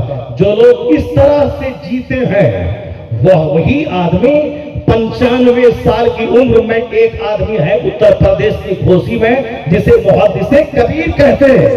95 سال کی عمر میں بھی 25 سال کے جوانوں جیسا کتاب کرتے ہیں اور اکیلے سفر کرتے ہیں اور کھڑے ہو کے کتاب کرتے ہیں. یہ طاقت کہاں سے ملی؟ نہ سیب سے، نہ سنترا سے، نہ دودھ سے، نہ ملائی سے، نہ گوشت سے، نہ مچھلی سے. یہ پوری طاقت صرف دین کی خدمت کی وجہ سے اللہ ہے. بے شک سبحان اللہ. جو ہمیشہ دین بولے گا، جو ہمیشہ دین سنے گا، جو دین کو پریورٹی دے گا. ایسا نہیں کہ دوست آپ کافی لوگ آ گئے ہیں تو مولانا کو بولا آپ اس کمرے میں جا کے بیٹھ جائیے، ورنہ یہ لوگ کہیں گے کہ صاحب یہ پکا دھارمک آدمی ہے، مولانا کو بیٹھائے ہوا ہے، مولوی صاحب کو بیٹھائے ہوا ہے. یعنی یہ منافق چاہتا ہے کہ مولانا سے بھی میرا سمبند بنا رہے تاکہ بیوی کی طبیعت خراب ہو یہ تیل پانی پڑھ کے دے دے. مولانا سے بھی سمبند بنا رہے تاکہ 11ویں اور 12ویں کی فاتحہ یہ مولانا صاحب پڑھ کے دے. اور پھر دنیا داروں، ارب پتیوں، کافر دوستوں کے سامنے ہم سیکولر بھی بن کے رہے کہ نہیں صاحب ہم دقیانوسی نہیں ہے، ہم ٹریڈیشنسٹ نہیں ہے، ہم مولانا مولوی سے دوستی نہیں کرتے ہیں. ہمارا دوست انجینئر ہے، ڈاکٹر ہے، پروفیسر ہے، صاحب لائر ہے، بیرسٹر ہے. ہم کافروں مسلموں سب سے دوستی کرتے ہیں. ہم کوئی کٹر دھارمک آدمی نہیں ہے. سیکولر کا سیکولر بھی رہے. ہم مولانا سے چھپے درجے میں ریلیشن لے کے فاتحہ میلاد بھی اس سے کروائے. نہیں چلے گی یہ دورنگی چال. خالص عرب پتی رہو تو بھی عالموں کو عزت دینی ہوگی، اس لیے کہ عرب پتی ہونا اور ہے، نائب پیغمبر ہونا اور ہے. عرب پتی ہونا، کرب پتی ہونا، انجینئر ہونا، ڈاکٹر ہونا، IAS آفیسر ہونا، DM ہونا، SP ہونا اور ہے مصطفیٰ جان رحمت کا نائب ہونا اور ہے. تو یہ نیابت زمینداری سے نہیں ملتی ہے. جس کے سینے میں علم قرآن، علم حدیث ہے وہ نائب پیغمبر کا ہے. نعرہ تکبیر، نعرہ رسالت، مسلکی اعلی حضرت علماء اہل سنت، خلیفہ حضور تاج الشریعہ. دین کو پریورٹی دینی ہوگی، سب چیزوں سے افضل دین کو سمجھنا ہوگا. تو اللہ تعالیٰ صحت بھی دے گا، اللہ تعالیٰ اولاد میں برکتیں بھی دے گا. اللہ تعالیٰ دیکھے گا یہ بندہ مخلص ہے، عرب پتی ہے تو بھی یہ مومن بنا رہنا چاہتا ہے، اور جب غریب تھا تو بھی یہ مومن بنا رہنا چاہتا ہے. چاہے کافروں کے ہجوم میں رہے تو بھی یہ مومن درشانا چاہتا ہے. اچھا علماء کے ہجوم میں رہے تو بھی یہ مومن اپنے آپ کو کہلانا چاہتا ہے. ایسا مخلص آدمی 95 سال کی عمر میں بھی قرآن پڑھتا ہے اور پھر محفلوں میں شریک ہوتا ہے. جو اس دین سے دور رہا، 1 درجن بیماری اسے مردہ بنا دیتی ہے. وہ اپنے بال بچوں کی موجودگی میں اسے ذلیل بنا دیتی ہے دین سے دوریاں. اس لیے مومن اگر ہو تو چھپ کے بھی مومن رہنا، سامنے بھی مومن رہنا، خلوت میں مومن رہنا، جلوت میں مومن رہنا، شادی کے دن بھی مومن رہنا، جنازے کے دن بھی مومن رہنا، برتھ ڈے پارٹی میں بھی مومن رہنا، ولیمہ کے دن بھی مومن رہنا. ماں کی گود سے لے کے قبر کی گود تک جب مومن رہا تو اللہ کے رسول کہتے قد افلح من اسلم، وہ کامیاب ہو گیا جو ایمان لایا، ایمان بچا کے دنیا سے چلا گیا. وہی سب سے بڑا کامیاب ہے. منافقت نہیں چلے گی، دوغلا پنی نہیں چلے گی کہ کافر کے کافر بھی رہے اور مومن کے مومن بھی رہے. ایسا نہیں ہوگا. جو کافروں کی طرح لباس پہنے گا، پارٹی فنکشن میں کافروں کی طرح اپنے بال بچوں سے نچوائے گا، کافروں کی بولی بولے گا ہاں ہاں سب انسان برابر ہے، سب کے بدن میں بلڈ ہے، شراب بھی ٹھیک ہے، شہد بھی ٹھیک ہے، پخانہ بھی ٹھیک ہے، گڑ بھی ٹھیک ہے، پیشاب بھی ٹھیک ہے، شربت بھی ٹھیک ہے، کافر بھی ٹھیک ہے، مومن بھی ٹھیک ہے، نمازی بھی ٹھیک ہے، بے نمازی بھی ٹھیک ہے، سچا بھی ٹھیک ہے، جھوٹا بھی ٹھیک ہے، حرام خور بھی ٹھیک ہے، حلال خور بھی ٹھیک ہے. یہ منافقت نہیں چلے گی. سچ سچ ہے، جھوٹ جھوٹ ہے، حلال حلال ہے، حرام حرام ہے. حلال کا 1 قطرہ حرام کے 50 کھرب کنٹل سے بہتر ہے. اس لیے بزرگوں نے کہا جو حلال کا 1 روپیہ پیٹ میں ڈالتا ہو حرام کے کھربوں روپے سے بہتر ہے وہ 1 روپیہ جو حلال سے کمایا گیا ہو. حرام کھا کے یہ صاحب بلڈنگ چمکا رہا تھا، حرام پیسے جمع کر کے یہ اپنے گھر کو ڈیکوریٹ کرنا چاہتا ہے، اور پھر جہاں کوئی غلطی ہوگی امام صاحب سے تو کہتا ہے کہ اسلام ان کی وجہ سے خطرے میں آیا ہے، اور بولتا ہے کہ مولانا کی وجہ سے مسلمان تباہ و برباد ہو گئے ہیں۔ یہ آدمی پر نماز فرض ہوئی تھی 15 سال میں، 15 سال سے یہ بے نمازی ہے، ایک وقت کی نماز چھوڑنا حرام اور گناہ کبیرہ ہے۔ یہ نماز شروع کیا ہے 50 سال کی عمر میں، 15 سال جو نابالغی کے ہیں اس کو دور کر دیا جائے، باقی بچتے ہیں 35 سال، جو 35 سال سے بے نمازی ہے۔ ایک وقت کی نماز چھوڑنا حرام اور گناہ کبیرہ ہے، بڑا گناہ، جیسے شراب پینا حرام، سود کھانا حرام، زنا کرنا حرام، جھوٹ بولنا حرام، چغلخوری کرنا حرام، سود کھانا حرام، یہ حرام کام۔ اسی طرح نماز فرض اعظم ہے، نماز کا چھوڑنا بھی گناہ اعظم ہے، گناہ اعظم سب سے بڑا گناہ ہے، کیونکہ حج سب پر فرض نہیں ہے، زکات سب پر فرض نہیں ہے، صدقہ فطر سب پر واجب نہیں ہے، قربانی سب پر واجب نہیں ہے۔ جس کے پاس مال ہے اس پر حج فرض ہے، جس کے پاس مال ہے اس پر زکات فرض ہے، جس کے پاس مال ہے اس پر قربانی واجب ہے، جس کے پاس مال ہے اس پر صدقہ فطر واجب ہے۔ فقیروں پہ نہ صدقہ فطر واجب ہے، غریبوں پہ نہ قربانی واجب ہے، ان پر نہ حج فرض ہے، ان پر نہ زکات فرض ہے۔ اس لیے تو حضور نے کہا کہ امیروں کے مقابلے میں 500 سال پہلے میری امت کے فقراء جنت پہنچ جائیں گے، اس لیے کہ ان کو حج کا حساب نہیں دینا، ان کو زکات کا حساب نہیں دینا، ان کو قربانی کا حساب نہیں دینا، ان کو صدقہ فطر کا حساب نہیں دینا، ان کو پڑوس کے غریبوں کے علاج کا حساب نہیں دینا، ان کو مسجد اور مدرسے کی تعمیر میں پیسہ کیوں نہیں دیا یہ حساب نہیں دینا۔ وہ صرف نماز پڑھے جس میں پیسہ نہیں لگتا ہے، وہ رمضان کا 1 مہینے کا روزہ رکھے جس میں پیسہ نہیں لگتا ہے، وہ نماز روزہ رکھے، زکات نہ دے، حج نہ کرے، قربانی نہ کرے، صدقہ فطر نہ دے، وہ بڑے بڑے گناہوں سے بچتا رہے، اور جیسے مرے گا قیامت قائم ہوگی، حساب زکات کا نہیں ہے، حساب حج کا نہیں ہے، حساب صدقہ فطر کا نہیں ہے۔ اس امیر رک جاؤ، بتاؤ کہ تم پر زکات فرض ہوئی تھی 1 کروڑ روپے، تم کو نکالنا تھا 2.5 لاکھ روپے، تم 50,000 نکال کے دامن چھاڑ دیا کہ ہم نے زکات نکال دیا۔ تمہاری فصل پیدا ہوئی کئی ہزار کنٹل، اور تم نے نکالا 1 کنٹل، اور تم نے بولا ہمیں تو نکال دیا۔ حساب دے گیہوں کا، حساب دے مکئی کا، حساب دے مسور کا، حساب دے باجرہ کا، حساب دے چنا کا، حساب دے جب سے زکات فرض ہوئی تب سے، حج فرض ہوا تھا 25 سال پہلے، اور تم نے ڈیلے کرتا رہا۔ یہ مکان بنا لے تو حج ہو جائیں گے، اس بچے کی شادی کر لے تو حج ہو جائیں گے، اس بٹیا کی شادی ہو جائے تو حج ہو جائیں گے، یہ کمپلیکس بنا لے تو حج ہو جائیں گے۔ یہ جو حج فرض ہوا تھا 25 سال پہلے، اور تم نے ڈیلے کیا، اور ہر سال گناہ تو تجھ کو ہوتا رہا، اس کا جواب دے۔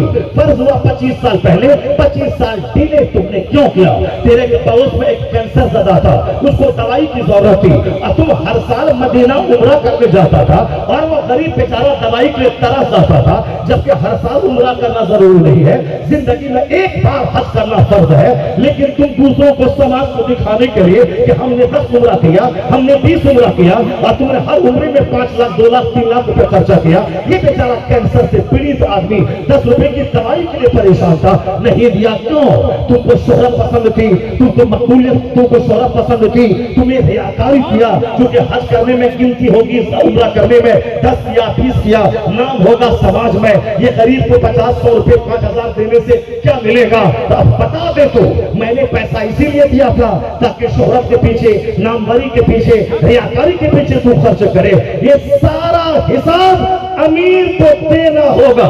من این اکتسبہ وفیما وضعہ، from where you earn this, in which ways you spend this۔ حضور فرماتے ہیں 4 چیزوں کا جواب جب تک نہیں دے گا بندہ، قیامت کے دن 1 انچ اپنی جگہ سے نہیں ہٹے گا۔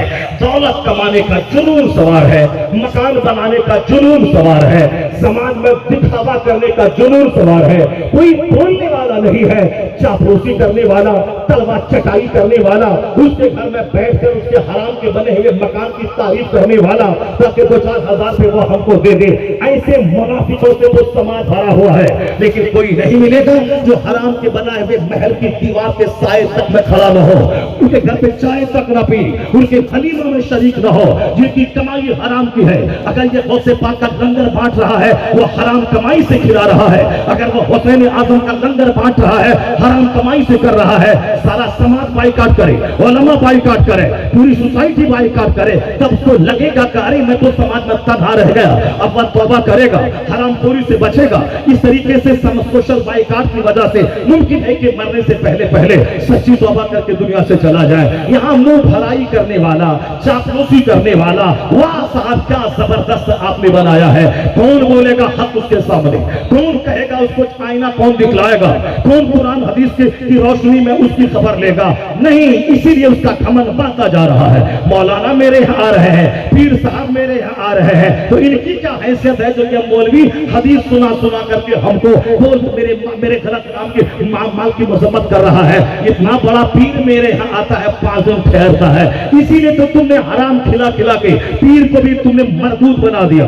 उसकी दुआएं रद्द हो गई, उसकी दुआ भी मकबूल नहीं हो रही है। जो हराम का लुकमा पेट में जाएगा दुआ उसकी रद्द हो जाएगी, क्योंकि दुआ की कबूलियत के लिए हलाल रोजी शर्त है। दुआ की कबूलियत के लिए औरतों का पर्दे में रहना जरूरी है। अगर औरतें बेपर्दा है तो मर्द काबा में दुआ करे, उसकी दुआ रद्द हो जाएगी, कबूल नहीं होगी। अगर हराम रोजी से वो 50 बार हज करे, एक हज कबूल नहीं होगा। इसलिए तो मैं कहता हूँ कि हराम के पैसे से हज करने के लिए गया, वहाँ 40 लाख लोग चाहे काबा थाम के दुआ करे, दुआ कबूल नहीं होगी। मगर मंचर का एक गरीब आदमी जिस पर हज फर्ज नहीं था, वो मजदूरी करता है, हलाल कमाता है, नमाज पंजगाना पढ़ता है, तो अगर ये मस्जिद के मोहल्ले की मस्जिद में दुआ करेगा तो हराम खा के जो दुआ काबा में कबूल न हो, वो हलाल खा के मोहल्ले की मस्जिद में वो दुआ कबूल हो जाएगी। नारे तकबीर, नारे रिसालत। ये है इस्लाम, ये है इस्लाम और ये है शरीयत। ऐसा तुम नहीं बोलेगा कि कौन शरीयत पे चलता है, कौन शरीयत पे अमल करता है, कौन इस पर अमल करेगा। अमल अगर नहीं करेगा तो अल्लाह का क्या बिगड़ेगा, रसूल पाक का क्या बिगड़ेगा, इस्लाम का क्या बिगड़ेगा। जो अमल नहीं करेगा वो खतरे में रहेगा, उसकी सेहत खतरे में, उसकी औलाद खतरे में, उसका महल खतरे में, उसका बिजनेस खतरे में, उसकी खुशी खतरे में, उसकी जिंदगी की लज्जत खतरे में। वो मिटेगा, अल्लाह उसको मिटा देगा, पर इस्लाम नहीं मिटेगा। और जब काफिर बोलेगा मैंने मुसलमानों को मार के इस्लाम मिटा दिया, तो 1400 साल की तारीख यही बोल रही है कि बदकार मुसलमानों को अल्लाह सजा देता है। अगर काफिर बोले कि अब इस्लाम मिट गया, तो उसी काफिर को कलमा पढ़वा के अल्लाह इस्लाम का कैडर बना देता है। यही 1400 साल मैंने देखा है, यही तातार के अफसाने से ये बात जाहिर है।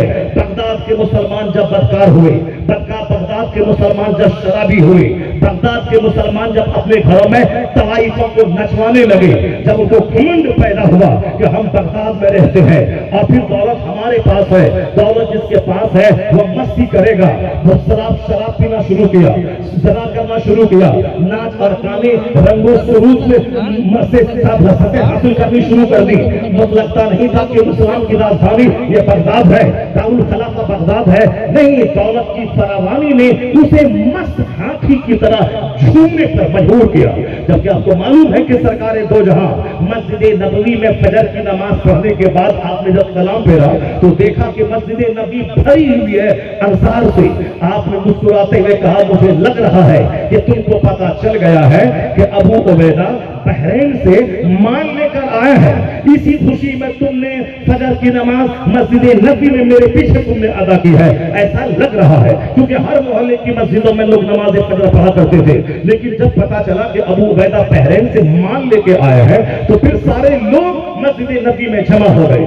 आका इस्लाम ने मुस्कुराते हुए कहा लगता है कि तुमको खबर हो गई है कि माल बहरीन से आया है। कहा हाँ हुजूर, मुझको खबर हुई है, इसलिए मैं आया हूँ। आका इस्लाम नहीं कहा कि खबरदार ऐसा वैसा, हुजूर ने एक आम हालत पेश की।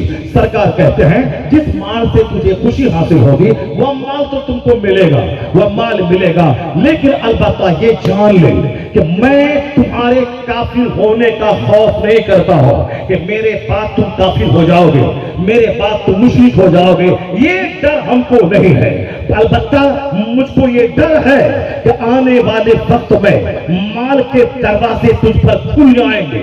जिस तरह बनी इसराइल पर पिछली कौमों पे अल्लाह ने माल के दरवाजे खोला तो आपस में माल के लिए वो लड़ने लगे, आपस में मुकाबला करने लगे, एक दूसरे को नीचा दिखाने लगे, आपस में दुश्मनी पैदा हो गई, वो तबाह बर्बाद हो गए।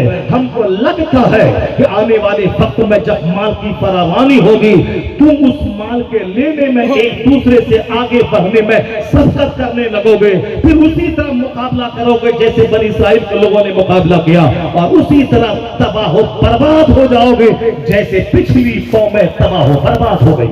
हुजूर ने क्या कहा? हम सरकार फरमा दिया दुनिया बिल्कुल हरी भरी देखने में लगती है मगर हलाल से मिले, मेहनत से मिले, लेकिन अगर लालच से मिले, भीख मांग के मिले, हराम से मिले, यही दुनिया तबाह करने के लिए काफी है। हुजूर फरमाते हैं दुनिया जीफतुन व तुल्ला मुहाकिला, ये दुनिया मुर्दार है, उसके तलबदार कुत्ते हैं। आका फरमाते हैं ये दुनिया आखिरत के सामने ऐसी ही है जैसे एक कतरा पानी समंदर के सामने। आखिरत मिस्री समंदर के है, तुम समंदर के लिए मरते नहीं और एक कतरा पानी के लिए आपस में एक दूसरे से मुकाबला करते हो, एक दूसरे को ज़बह करते हो। हुजूर ने जिस कदर इस दुनिया की मसम्मत की है उसी तरह मुस्तफा के चाहने वाले दुनिया के पीछे पागल हो गए। आज वो चीजें देखी जा सकती है सरकार के मना करने के बावजूद, जिस कदर हराम और हलाल की तमीज खत्म हो गई। माल चाहिए चाहे जैसे भी हो, झूठ बोल के हो, धोखा दे के हो, दूसरों की जमीन पे गसब करके हो, नमाजें छोड़ के हो। हाँ, एक वक्त की नमाज छोड़ना हराम और गुनाह कबीरा है, अल्लाह माफ कर देगा, अल्लाह माफ कर देगा, अल्लाह माफ कर देगा। ये शैतान उसके दिमाग पे बात डालता है तो शराब भी पियो अल्लाह माफ कर देगा, जिना भी करो अल्लाह माफ कर देगा, नमाज छोड़ो अल्लाह माफ कर देगा, अल्लाह माफ करने वाला गफूर रहीम है, अल्लाह माफ कर देगा। ये शैतान सिखाता है। ऐसे वक्त में मुस्तफा का फरमान सामने शैतान उसको देखने नहीं देता है, आंख पे पट्टी बांध देता है। हुजूर ने क्या फरमाया? आका फरमाते अल तय्यसु मन दाना नफ्सा वो अमिला लिमा बादल मौत। अक्लमंद है वो जो इस दुनिया में अपने नफ्स को दबाता रहे, नफ्सानी ख्वाहिशात का गुलाम बनके दुनिया की सारी चीजों को हासिल करने की कोशिश न करे। मकान भी चाहिए, एसी भी चाहिए, गाड़ी भी चाहिए, शानदार दरवाजा भी चाहिए, शानदार एसी रूम भी चाहिए, सब कुछ चाहिए। नहीं, मुस्तफा कहते हैं अक्लमंद है वो जो नफ्स को दबाता रहे और मरने के बाद की जो आपार दुनिया है जहां का एक दिन 50,000 साल के बराबर है, वहां के लिए अच्छा अमल करता रहे, वो है अक्लमंद। और हुजूर कहते हैं वल आजिज़ु मन अतबा नफ्सहु हवाहा व तमन्ना अलल्लाह। बेवकूफ और अहमक है वो जो नफ्स की गुलामी करे। नफ्स बोले सो जाओ, नमाज नहीं पढ़ना है, सो गया। नफ्स बोले चाहे कुछ भी हो, हराम हो हलाल हो, पैसे वालों की इज्जत है, पैसा कमाओ देखा जाएगा। नफ्स बोले शराब पियो देखा जाएगा। नफ्स बोले डीजे बजाओ देखा जाएगा। नफ्स कहे तुम्ही को जन्नत जाना है, सब लोग जन्नत नहीं जाएंगे। कौन मौलाना मौलवी की बात मानता है? और साथ पर्दे में रहो, नकाब पहनो, दुपट्टा डालो, कुछ नहीं। जो हशर सबका होगा वही हशर मेरा भी होगा। यानी नफ्स की गुलामी करे, जो नफ्स बोले सब माने। उसके बाद क्या करे? वह तमन्ना अल्लाह, और अल्लाह पे भरोसा करे कि अल्लाह मुझे माफ कर देगा। गुलामी शैतान की, और उम्मीद रखे कि रहमान मुझको माफ कर देगा, अल्लाह मुझको माफ कर देगा। शैतान तो हमारी आंख पे पट्टी बांध देता है और 90% लोग इसी सोच में पड़े हैं जो मुस्तफा ने हदीस से पाक में कही है। अक्लमंद है वो जो नफ्स की मुखालफत करे। नफ्स बोले सो, ये बोले नहीं सोऊंगा। नफ्स बोले ये खाओ, ये बोले मैं नहीं खाऊंगा। नफ्स बोले इधर चलो, तो बोला नहीं इधर नहीं, इधर मैं चलूंगा। यानी नफ्स की मुखालफत करे और फिर आप अमल करें आखिरत में जो काम आए वहां करिए। दुनिया का काम 1%, आखिरत का काम 99%। हुजूर कहते हैं ये अक्लमंद है जो नफ्स की मुखालफत करता है और मरने के बाद की जिंदगी के लिए अच्छा अमल करता है। बेवकूफ है वो जो नफ्स की गुलामी करता है और उम्मीद लगा के बैठा है कि अल्लाह माफ कर देगा और अल्लाह जन्नत हमको दे देगा। ऐसा नहीं होता है। अल्लाह रब्बुल इज्जत का सारा काम सिस्टम पर आधारित है। अल्लाह उसी देने वाला है, मगर तुम्हें एक दाना डालना होगा। एक दाना डालोगे तब अल्लाह 1000 दाना तुमको देगा। गेहूं का एक दाना जमीन में डाल, तब एक दाने से एक दरख्त निकलेगा। 4 बालियां निकलेंगी, उसमें से 100 दाना अल्लाह तुझको देगा, मगर एक दाना डालना होगा, तब उसके बाद गेहूं की कई बारियां तुझको मिलेंगी। तो मैं एक दाना मकई का डालना होगा, तब वहां से एक पौधा निकलेगा, उसमें 5 भुट्टे निकलेंगे, उसमें 1000 दाने होंगे, एक डालना होगा। तुम्हें मेहनत करनी होगी, तुम्हें घर से बाहर निकलना होगा, तुम्हें 5 टाइम फजर, ज़ोहर, असर, मगरिब, इशा में जाना होगा। 1 महीना नफ्सानी ख्वाहिशात को दबाने के लिए तुम्हें अपनी बीवी अब खाने पीने से रुकना पड़ेगा, इतने घंटे से लेकर इतने घंटे तक, सुबह हुए आफताब से लेकर ग़ुरूब आफताब तक। तुम्हें माल अल्लाह दे, उसकी ज़कात निकालनी होगी, चाहे 5 करोड़ ज़कात क्यों न निकल जाए, और दिल पे बोझ होगी इतना माल निकल जाएगा मेरा, कुछ नहीं। जो अल्लाह 1 करोड़ दिया है उसके लिए 2.5 लाख निकालना कोई मुश्किल काम नहीं है। हमेशा नफ्स की मुखालफत करे, नफ्स के खिलाफ काम करे, खुदा की और रहमान की पैरवी करे। तो हुजूर कहते हैं अक्लमंद है वो जो मेहनत करता है, जद्दोजहद करता है, आखिरत के लिए काम करता है, उसकी झलक दुनिया में देखी जा सकती है। अल्लाह रोजी देने वाला है, मगर मुझको पढ़ना होगा, नौकरी करनी होगी, नौकरी 63 साल तक करनी होगी, हमें दुकान जाना होगा, 12 घंटे दुकान खोल के बैठना होगा।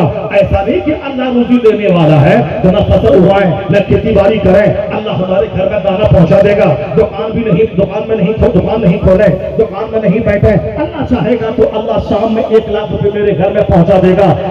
दुकान खोले, अल्लाह हर चीज पर कादिर है। जब तुमको यकीन है कि दुकान में नहीं बैठो तो शाम में पैसा नहीं आएगा, यकीन है खेत नहीं में दाना नहीं डालो फसल पैदा नहीं होगी, ये तो यकीन है कि दाना डालना होगा। मगर जन्नत के बारे में कैसे बोलता है कि चाहे नमाज न पढ़ो जन्नत मिल जाएगी, रोजा न रखो जन्नत मिल जाएगी।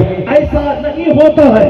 जिस तरह रोजी देने वाला अल्लाह है, मगर दुकान जाना होगा, मेहनत करनी होगी, खेती करनी होगी, ओवर टाइम लगाना होगा, वतन से बेवतन जाना होगा, तब रोजी मिलेगी। उसी तरह अल्लाह माफ करने वाला है, जन्नत देने वाला है। लेकिन जिस तरह बगैर दुकान गए रोजी नहीं मिलती, उसी तरह बगैर मस्जिद गए हुए जन्नत नहीं मिलती है। रोजी चाहिए, दुकान जाना होगा, जन्नत चाहिए तो नमाज़े 5 जगाना के लिए मस्जिद जाना होगा। ये है इस्लाम, ये है झूठ, ये है सच्चाई। ऐसा नहीं कि पीर साहब हमको बख्शवा देंगे, पीर साहब को तो खुद 50 करोड़ गुना है, वो तो खुद वहां क़यामत के दिन फंसेंगे, उस वहां रोएंगे। पीर साहब तो रात भर 100 रकात नमाज पढ़ के वो सजदा करते हैं, जो अच्छे पीर हैं। वो आंसू की जगह सजदे की जगह आंसुओं से भीग जाती है, रात भर रोते हैं। और तुम जो कहता है कि साहब पीर साहब उसको बख्शवा देंगे, ऐसा कुछ नहीं होता है। पीर साहब तुमको बख्शवाएंगे नहीं, पीर साहब तो खुद अपने अमाल को लेकर चिंतित है, पीर साहब तो खुद परेशान है। पीर साहब से जो लफ्ज़िशें हुई है, दगाएं हुई है, उसके लिए वो परेशान है, इसलिए वो परेशान है। वो तुमको क्या बख्शवाएंगे? जिनके पास 1 करोड़ गुनाह है कबीरा हो, जिनके पास 5 करोड़ गुनाह है सगीरा हो, जो रात भर सोता हो, अपने खात्मा के लिए फिक्रमंद हो, वो तुमको क्या बख्शवाएंगे? पीर है वो जिनको देखो तो खुदा याद आ जाए, जिनके पास बैठो तो बेनमाजी नमाजी बन जाए, जिनके अखबार देखो तो सुन्नत पे अमल नहीं करने वाला सुन्नत पर अमल करने वाला हो जाए। पीर था वो जो बेनमाजी पीर नहीं, गुस्ताखोर पीर नहीं, अखबार पढ़े कुरान ना पढ़े वह पीर नहीं, जो फुटबॉल की बात करे और दिल की बात ना करे वह पीर नहीं। अलबत्ता एक पीर को हमने सुना है, गौसे आजम ऐसे थे कि तकरीर कर रहे हैं, एक शख्स ने आके बोला आपके बेटे का इंतकाल हो गया, कहा इन्ना लिल्लाहि व इन्ना इलैहि राजिऊन। तकरीर चालू है, हमको कोई कह दे कि बेटा मर गया तो साहब यही धड़ाम से नीचे गिर जाएंगे, क्योंकि हमें तो अल्लाह रसूल की मोहब्बत कम है, बाल बच्चों से मोहब्बत ज्यादा है, इसीलिए बाल बच्चों को सीने से लगाते हैं। लेकिन नमाज के लिए मस्जिद जाने की कोई हरकत पैदा नहीं होती है, क्योंकि ये बेटा है, और जब मोहब्बत होगी बेटा से, वही बेटा आगे जाने के बाद मेरी नाफरमानी करता है, उसको देखकर मेरा दिल जलता है, वही मेरी नाक कटाने का जरिया होता है। अब पहले गले से लगाते थे, एतमाद बेटे पर मत कर वरना यह बेटा सलीम कर देगा, एतमाद खुदा पे कर, वही खुदा तेरे बेटे में फरमा बरदारी अता कर देगा।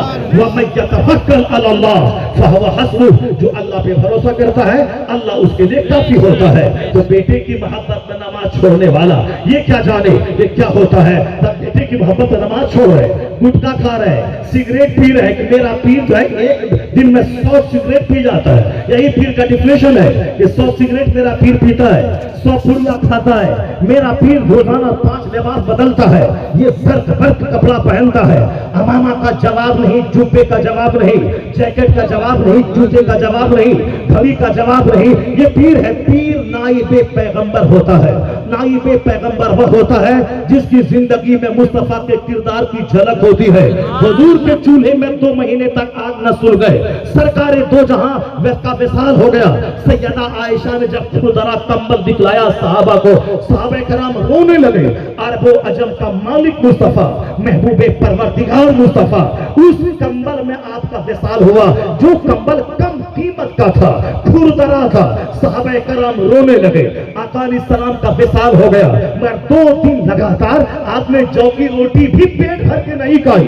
सरकारे दो जहां के चूल्हे में 2-2 महीने तक चूल्हे में आग नहीं सुलगती थी। खजूर और पानी पे गुजर बसर होता था। और यहाँ 1 दर्जन जूता है, 1 दर्जन जुब्बा है, 1 दर्जन जैकेट है। और साहब ऐसा लग रहा है जैसे मुस्तफा का वफादार गुलाम नहीं बल्कि किसी फिरौन का पैरोकार है। साहब सर्कबर कपड़ा पहनना तो कपड़े से वही प्यार करेगा जो कपड़े का गुलाम होगा।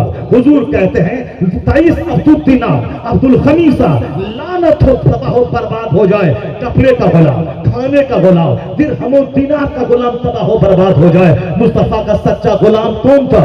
दाऊद ताई थे, गौसे आज़म थे, इमाम गज़ाली थे, जलालुद्दीन सयूती थे, इमाम बुखारी थे, इमाम मुस्लिम थे। इन लोगों की जिंदगी को देखने के बाद लगता है कि चलता फिरता वो सहाबे कराम की साहब के तरीकों का आईनादार, जिसको देखो तो सहाबा की जिंदगी निगाहों के सामने रक्स करने लगे। यह वह लोग थे। इस सदी में कौन था जिसको देखने के बाद लगता था यह इमाम बुखारी का जानशी है, यह नाइब गौसे आज़म है, यह नाइब इमाम गज़ाली है। इमाम गज़ाली का नाइब वह होगा जो हमेशा किताब पढ़ेगा, मुसलमानों को उलझे मसाइल का हल देगा, फतवे का सही जवाब देगा, हमेशा किताबों का मुताला करेगा। नाइब गौसे आज़म वह होंगे जो 40 साल से इशा के वजू से फजर की नमाज पढ़े थे। उनका जो नाइब होगा जब भी नजर पड़े, तिलावत में नजर पड़े, दुआ दुरूद में नजर पड़े।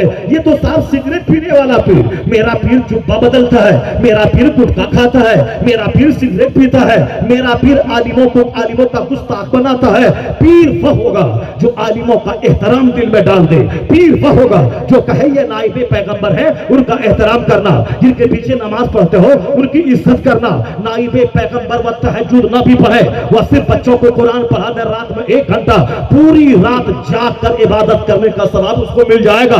क्योंकि इल्म दीन सबसे अफजल है, इल्म हासिल करना सबसे अफजल इबादत है। दूसरों को इल्म सिखाना पूरी रात शब बेदार हो जाग कर नफल नमाज पढ़ने से बेहतर है। आलिम जब बच्चों को दर्स देते हैं, समंदर की मछलियां दुआ करती है, दरख्तों के पत्ते दुआ करते हैं, सुराखों की चूटियां दुआ करती है। ये शर्फ किसी दूसरे को हासिल नहीं है, मगर यह मगरूर पीर आलिमों का गुस्ताख बनाता है। मौलवी के चक्कर में मत पड़ना। ये मौलवी को टाका चाहिए, मौलवी को टाका चाहिए तो तुमको क्या चाहिए? तुम्हारा जो जुब्बा है, तुम्हारी जो गाड़ी है, तुम्हारा जो घर है, तुम्हारे जो बच्चे खाते पीते हैं, तुम्हारे पास कौन सा बिजनेस है, कौन सी जमींदारी है, कौन सा कारोबार है? जब तू भी मुरीदों के नजराने पर ही आधारित है तो तुम्हारे पास मेहनत तो है नहीं। ये मौलवी तो मेहनत करता है, 24 घंटे नमाज के लिए मस्जिद में रहता है। ये खतीब तो 2 घंटे पसीना बहा के हदीस और कुरान सुनाता है। ये मुदर्रिस तो 5 घंटे दरगाह में बैठकर ये कुरान सुनाता है। ये हाफिज तो 1 महीना तक मुसल्ले पे मेहराब पे खड़ा होकर पूरा कुरान सुनाता है, पसीने से शराबोर हो जाता है। इनकी तो मेहनत है और तेरी क्या मेहनत है? बस यही आलिमों के चक्कर में मत पड़ना, मुल्ला के चक्कर में मत पड़ना। क्योंकि मालूम है ये अगर मुल्ला के चक्कर में पड़ गया, हम मुल्ला ने बता दिया कि पीर बनने के लिए 4 शर्तें हैं। एक शर्त सही सुन्नी से अकीदा होना, दूसरी शर्त है आलिम अमल होना, तीसरी शर्त है कि वो मुत्तकी होना, चौथी शर्त है उसका सिलसिला सरकार से मुत्तसिल हो, यानी वो आलिम भी हो और वो मुत्तकी भी हो और फिर वो सही अकीदा सुन्नी भी हो और उनका रिश्ता सरकार दो अलैहिस्सलाम तक मुत्तसिल हो। और ये तो छट जाएगा ही अगर मौलवी के चक्कर में पड़ा। ये तो बाप पीर था, बेटा जाहिल इंजीनियर बन रहा था, इंजीनियरिंग छोड़ करके दाढ़ी बढ़ा दिया, अब जाके पीर के सस्ता सौदा करने लगा। मुरीदों के घर पे जाना है, दुआ करना है 1 मिनट और 1 लाख नजराने लेना है और अपना घर मकान चमकाना है। इंजीनियरिंग करने के लिए ड्यूटी करेगा 16 घंटे, तब जाके तनख्वाह मिलेगी 25,000 रुपए। यहाँ तो एक दिन में 1 लाख रुपए मिलते हैं। इसीलिए चलो भेष बदलो, दाढ़ी रखा, अब आलिम नहीं है। वो जानता है कि मौलवी के चक्कर में मेरा मुरीद पड़ा तो मौलवी तो बोलेगा कि आलिम होना शर्त है पीर बनने के लिए, और ये तो आलिम है नहीं, ये तो मेरा दामन झटक के भाग जाएगा। इसीलिए मुरीदों से कहता है कि ढोल बजाओ, ताजिया लगाओ और तुम नाचोगा कूदो, मौलवी के चक्कर में मत पड़ना। ताजिया निकालो, ढोल बजाओ, इमामबाड़ा बनाओ, साक्षा दिलाओ, लंगर निकालो, संदल निकालो, चादर निकालो, ये सब बोलेगा। संदल का जुलूस निकालो, चादर निकालो, अजमेर जाओ, सारी नमाजें छोड़ के जाओ, बाबा वहां देंगे। यही इस्लाम है, यही बुखारी में है, यही मुस्लिम में है, यही कुरान शरीफ में है। नमाजें छोड़ के लंगर बांटो, नमाजें छोड़ के एक लाख 1 करोड़ का गुंबद बनाओ, नमाज मस्जिदें फिरान है, अखाड़ा आबाद है। वह जानता है कि जिस दिन मेरा मुरीद नमाज पढ़ने लगा उस दिन तो मेरा से दामन झटक के भाग जाएगा। ये जाहिल रहे तो मेरी खैर है, ये जाहिल रहे, ये ढोल बजाता रहे, अखाड़ा निकालता रहे, ताजिया निकालता रहे, ताजिया करता रहे, तभी मेरी खैर है कि नजराना मुझको मिलता रहेगा। लेकिन इतना जान ले कि चाहे 50 साल से तू फील्ड बना ले, अपने मुरीदों को जाहिल रखे, नमाज फर्ज से हटा के उसको ताजिया में लगा दे, मगर याद रखना अल्लाह दीन की हिफाजत करता है। कभी इमाम आजम को भेजकर, कभी इमाम अहमद बिन हंबल को भेजकर, कभी इमाम शाफई को भेजकर, कभी इमाम मालिक को भेजकर, कभी गौसे आजम को भेजकर। इस सदी में भी जब इन लोगों ने ड्रामा शुरू किया, नमाज की क्या हाजत है, मुरीद होने का क्या मतलब है, पीर जन्नत ले जाएगा, जुमा की क्या जरूरत है, पीर जन्नत ले जाएगा।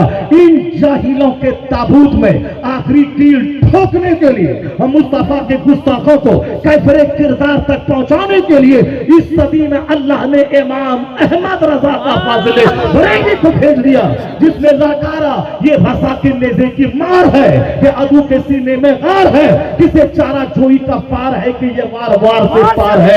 इनकी दलाली के बावजूद मदरसा जिंदा है, तकरीर जिंदा है, खिताब जिंदा है, ईद का किताब जिंदा है, खानका जिंदा है, पीरी मुरीदी जिंदा है, दरसगाह जिंदा है, उलमा जिंदा है, मुहद्दिस जिंदा है, खिताब जिंदा है, फतवा जिंदा है, दारुल इफ्ता जिंदा है, दारुल क़ज़ा जिंदा है।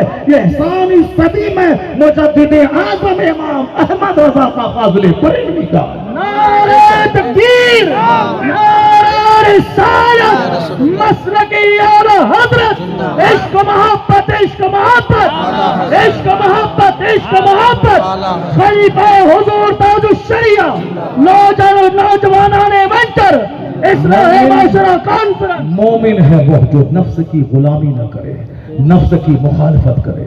मोमिन एक कामिल है वो जो दुनिया से ज्यादा आखिरत को तरजीह दे, हमेशा आखिरत की बात करे, हमेशा जन्नत की बात करे, हमेशा हदीस की बात करे, हमेशा कुरान की बात करे। कुरान की बात है नहीं, मेरा पीर साहब था, वो दरख्त पे चढ़ गया, वहां से नीचे गिर गया, पैर तक नहीं टूटा, इसलिए हमारा पीर साहब वो गौसे आजम का नाइब है। सब उनसे मुरीद हो जाओ और खूब नजराना उनको दो, ताकि वो अपना महल बना ले, घर में एसी लगा ले और 50 लाख की कार खरीद ले। यानी ये सब झूठी झूठी गड़ी बातें बोलना ताकि लोग हमारे पीर के करीब आ जाएं। यही है इस्लाम, यही है शरीयत। आज टुकड़े टुकड़े में लोग बढ़ गए। जो कुरान नहीं वो पढ़ेगा उसको तो झूठी कहानी बोलनी होगी, जो हदीस नहीं पढ़ेगा उसको तो फालतू के अक़वाल दूसरों के पढ़ने पड़ेंगे। जो कुरान पढ़ता है उसका ईमान सेफ रहता है, जो हदीस पढ़ता है उसका ईमान महफूज रहता है, जो हदीस कुरान पर अमल करने वाले बुजुर्गों को अपने लिए मॉडल मानता है, जिनको देखो तो कुरान पाक पर अमल की तशरीह और तौज़ीह समझ में आ जाए, कुरान पाक की आयतों के प्रैक्टिकल में अमल इन बुजुर्गों का हो, जिसको देखने के बाद उनकी जिंदगी से हमें इस्लाम समझने का मौका मिले।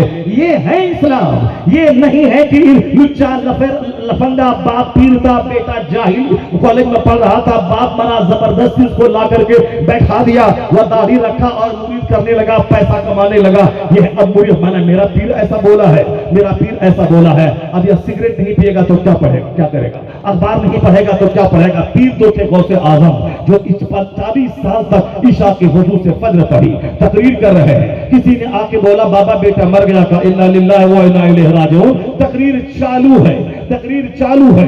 फिर दोबारा कहा किसी ने हुजूर जनाजा हाजिर है। आप मिंबर से नीचे उतरे, जनाजे की नमाज पढ़ा दी, चले गए। लोगों ने कहा हुजूर बेटा के मर जाने के बाद तो आदमी परेशान हो जाता है, उसको तो कई दिन तक होश नहीं आता है। आपका किताब जारी है, इन्ना लिल्लाहि व इन्ना इलैहि राजिऊन किताब जारी है।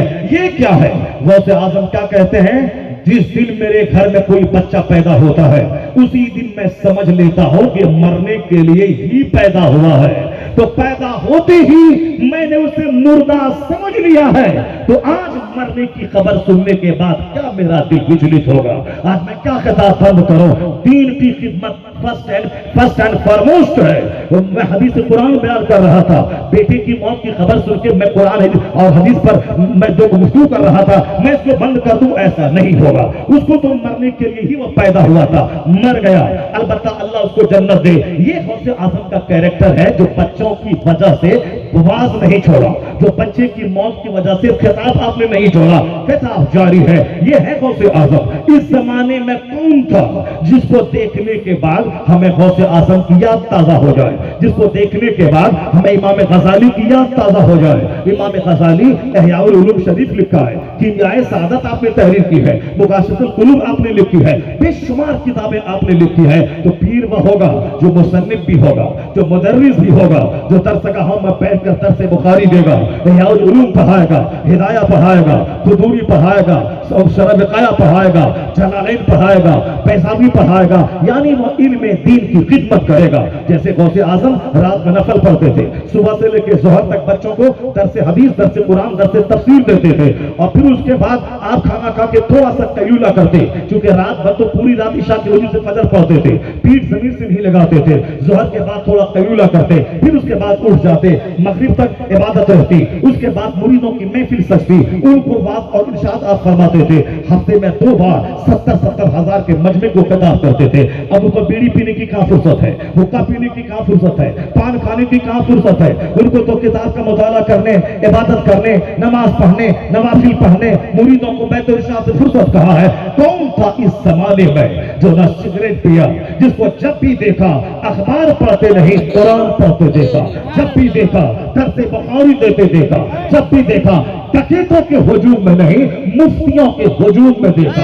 ظاہر سی بات ہے جو بے علم ہوگا اس کے ارد گرد بے علم ہوں گے، جو چور ہوگا اس کے ارد گرد چور ہوگا، جو ڈکیت ہوگا اس کا دوست کا سرکل ڈکیتوں کا ہوگا، جو مدرس ہوگا اس کے دوست کا سرکل عالموں کا ہوگا، جو مفتی ہوگا اس کے دوست کا سرکل مفتیوں کا ہوگا۔ کون تھا وہ جو سفر میں حضر میں واضح ارشاد کرے اور جب بھی دیکھا مطالعہ کرتے دیکھا، یہاں تک کہ 75 سال کی عمر میں بھی کتاب پڑھ کے سنانے والا تھک گیا ہے، اور ابھی 2 گھنٹے کے بعد یورپ کے سفر پہ جانا ہے اور وہاں سے دلی فلائٹ پکڑنے کے لیے جانا ہے۔ ایسا نہیں کہ پونا اور بمبئی آنا ہے، چلو ٹائم ہوا چل دیے، گاڑی پکڑا اٹیچی رکھا چل دیے، نہیں، کہاں جانا ہے؟ لندن جانا ہے، 1 مہینے کے سفر پہ جانا ہے، اور 2 گھنٹے کے بعد روانہ ہونا ہے صبح، مگر ابھی وہ سنانے والا بولا حضور ہو گیا، کل صبح جانا ہے، یورپ کے سفر پہ جانا ہے، کہا نہیں ایک چیپٹر اور پڑھ کے سناؤ، ایک چیپٹر اور پڑھ کے سناؤ۔ کون تھا اس زمانے کا سب سے بڑا مدرس، سب سے بڑا مصنف، سب سے زیادہ کتابوں کا مطالعہ کرنے والا؟ جب بھی دیکھو ذکر میں، جب بھی دیکھو فکر میں، جب بھی دیکھو بیت الارشاد میں، جب بھی دیکھو واضح نصیحت میں، جب بھی دیکھو امر بالمعروف میں، وہ دوسرا پیر تھا جب بھی دیکھو گٹکا میں، جب بھی دیکھو سگریٹ میں، جب بھی دیکھو اخبار میں۔ یہ وہ پیر تھا کون جو غوث اعظم کی یاد تازہ کر گیا، جو امام غزالی کی یاد تازہ کر گیا، جو جنید بغدادی کی یاد تازہ کر گیا؟ اسی کو دنیا حضور تاج الشریعہ اختر رضا خان اظہری کہتی ہے۔ نعرہ تکبیر، نعرہ رسالت، مسلکی اعلی حضرت، بستی بستی قریہ قریہ، بستی بستی قریہ قریہ، علماء اہل سنت۔ بہت لوگوں نے جھوٹ پھیلایا، بہت لوگوں نے مخالفت کی، اگر کوئی دوسرا شخص ہوتا جس کی اتنی مخالفت ہوئی ہوتی ان کا نام و نشان مٹ گیا ہوتا۔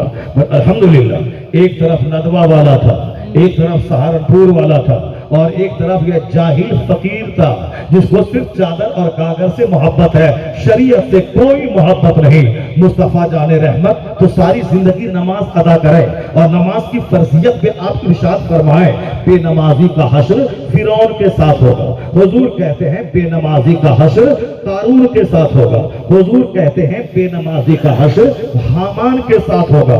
4 گھٹیا کافروں کا نام مصطفیٰ نے لیا ہے۔ मुस्नद अहमद की रिवायत है कि बेनमाजी का हश्र फिरौन के साथ, हामान के साथ, कारून के साथ, उमैया इब्न खल्फ के साथ। आका फरमाते हैं मन तरका सलात मुतअम्मदन फक़द कफ़र, जिसने जानबूझ के नमाज छोड़ दी उसने कुफ्र किया, यानी कुफ्र के करीब पहुंच गया। हुजूर फरमाते हैं पैनल अब देखल कुफ्र तर्कुस सलात। मुस्लिम शरीफ की हदीस में आया है एक मोमिन और काफिर के दरमियान फर्क पैदा करने वाली चीज क्या है? वो है तर्के सलात। अगर नमाज पढ़ रहा है तो मोमिन है, अगर नमाज तर्क कर रहा है तो उसे मोमिन नहीं कहा जा सकता है। बाज़ इमाम के नजदीक बेनमाजी काफिर है। इमाम आज़म ने कहा जब तक वह फर्ज समझता है नहीं पाता है तो गुनाह कबीरा करता है, लेकिन जब फर्ज समझता है उसको काफिर नहीं मोमिन कहा जाएगा। अगरचे शदीद गुनाह कबीरा वो कर रहा है, मगर काफिर उस वक्त कहा जाएगा जब वो नमाज की फर्जियत का इनकार कर जाएगा। ये इमाम आज़म का फरमान है, इनका मसला है। लेकिन दूसरे अइम्मा के नजदीक जो बेनमाजी हैं वो काफिर है, उन्होंने भी इज्तिहाद किया है, चलो वो काफिर नहीं है। लेकिन मुस्तफा ने क्या फरमाया बेनमाजी का हश्र उनके साथ? हुजूर के फरमान का तेवर क्या बोल रहा है? नमाज नहीं है पीर साहब बने बैठे हैं, नमाज भी नहीं है साहब पीर साहब बने बैठे हैं। एक कौम मुस्लिम इन लोगों के मुरीद इंजीनियर मिर्जा अली जो पाकिस्तान का है उसके हवारीन बन रहे हैं, उसकी झोली में जा रहे हैं। अगर पीरों का मुरीद नमाजी नहीं बना, हक को नहीं जाना, अगर वो इल्म दीन से रिश्ता नहीं वाबस्ता किया, अगर वो आलिमों से बिदक गया, आलिमों से दूर रहा, वो तो कभी इंजीनियर की बात सुनेगा उसके पास चला जाएगा, कभी किसी डॉक्टर की बात सुनेगा उसके पास चला जाएगा, कभी कोई साहब तारीख रहेगा उसके पास चला जाएगा, कभी कोई हिंदुस्तान का कमान आएगा कर्नाटक में उसके पास चला जाएगा। लेकिन ये बता दे जो रजा का दामन मजबूती से थामेगा, जो ताजुल शरिया का दामन मजबूती से थामेगा, जो शरीयत का दामन मजबूती से थामेगा, वो किसी इंजीनियर और डॉक्टर का गुलाम नहीं होगा। वो शरीयत पे अमल देखेगा, उसको अपना रहनुमा मानेगा, और शरीयत से जहाँ हटा उसको शैतान का नुमाइंदा मानेगा। यही हमने अपने बुजुर्गों से सुना है, यही हमने अपने बुजुर्गों से सीखा है। इसलिए मसलक आला हज़रत पे जोर दिया जाता है। यहाँ तिलावत भी है, यहाँ इबादत भी है, यहाँ फजर ज़ोहर असर मगरिब इशा भी है, यहाँ जमाअत के साथ नमाज पढ़ना वाजिब है, यहाँ जुमा और ईदैन के मसले भी हैं, यहाँ माँ बाप से उसमें सुलूक भी है, और बदअकीदों से इज्तनाब और दूरियां और परहेज भी करना है, वरना उनके चक्कर में पढ़े तो दीन से हाथ धो बैठेंगे। ये तमाम एंगल, तमाम डायरेक्शन में अगर कोई मसलक काम कर रहा है कि दीन भी बचे, ईमान भी बचे, सीना भी बचे, आंख भी बचे, जबान भी बचे, हाथ पांव भी बचे, औरतों का पर्दा भी बचे, औरतों की औरतें बेहयाई से दूर रहे, उनका ईमान भी बचे, शोहर की बर्दारी भी बचे, उनका दीन बचे, वो बेपर्दगी में जाके कुफ्र न कर ले, काफिरों के साथ न भाग जाए। अगर ये प्यारा है तो मसलके आला हजरत की रस्सी को मजबूती से थामना होगा, क्योंकि जिसका रहनुमा अहमद रजा हो, मुफ्ती आज़म हिंद हो, और फिर हुजूर ताजुल शरिया हो, उन बुजुर्गों का फैज़ भी मिलेगा। और वह बुजुर्ग किसी जाहिलों के करीब नहीं जाना सिखाता, आलिमों के पास रह, कुरान सुन, हदीस सुन, दीन भी बचेगा, जन्नत भी बचती नजर आएगी। इसीलिए महफिलों में आना जरूरी है, इसीलिए बात सुनना जरूरी है, इसीलिए आलिम दीन के पास आना जरूरी है। दो चार दिन जो डकैतों के पास गया, डकैत बनना तय है, आलिमों के पास बैठा, उसका गुमराहों से बचना भी तय है और जन्नत जाना भी तय है। बातें तो बहुत सारी हो सकती है, मगर मैं इन शॉर्ट आपको ये बात बताने की मैं कोशिश कर रहा हूं कि जो आदमी कुरान हदीस से दूर रहेगा वो झूठी कहानी लेके बैठेगा, वो अखबार लेके बैठेगा, वो तरह तरह के फिस्को फजूर लेके बैठेगा। लेकिन जो कुरान पढ़ेगा, जो हदीस पढ़ेगा, जो सहाबा की जिंदगी को देखेगा, उसके बाद अगर उनका पीर कुरान पर, हदीस पर, सहाबा की जिंदगी की मुकम्मल आईनादार हो तो पीर है, और नहीं तो वह सिर्फ लालची है, वो हरीस है, वह इस्लाम वो मजहब नहीं कि जिस मजहब में साहब बरहमन ही पूजा पाठ करेगा, चाहे वो शराबी रहे के पापी रहे के दाढ़ी मुंडा रहे। मगर नहीं, हमारे यहाँ इस्लाम सिखाता है कि अगर इमाम साहब मेंबर पे चला गया वह सैयद क्यों न रहे, अगर दाढ़ी नहीं है तो एक रिक्शा चालक भी बोलेगा सैयद साहब हाथ चूमूंगा, पेशानी चूमूंगा, लेकिन आपके पीछे नमाज नहीं पढ़ूंगा। इसलिए नहीं पढ़ूंगा कि आपके नाना जान का दीन ये नहीं कहता किसी फासिक को फाजिल को अपना इमाम मान ले। हाथ चूमना और है, पेशानी चूमना और है, 2-4 टका नजराने देना और है, और इमामत उन पर करवाना, उनके पीछे नमाज पढ़ना और है। अगर इसी मंचर के देहात का कोई काला कलोटा मजदूर का बच्चा अगर वो हाफिज है, आलिम है, मौलाना है, जुमा के दिन मस्जिद जाता है, मिंबर पे वो खड़ा है, सैयद साहब अगर दाढ़ी मुंडे हैं, आलिम नहीं है, वो नीचे बैठे हैं, बैरिस्टर नीचे बैठे हैं, लायर नीचे बैठे हैं, प्रोफेसर नीचे बैठे हैं, अरबपति नीचे बैठे हैं, और मजदूर का बेटा आलिम वह मिंबर पे चढ़ा है। सारे लोग उनको अपना इमाम मानते हैं। कौन है जो इस काले को गोरों का इमाम बना दिया है? वो कुरान का इल्म है, वो हदीस का इल्म है जो काले को गोरों का इमाम बना दिया।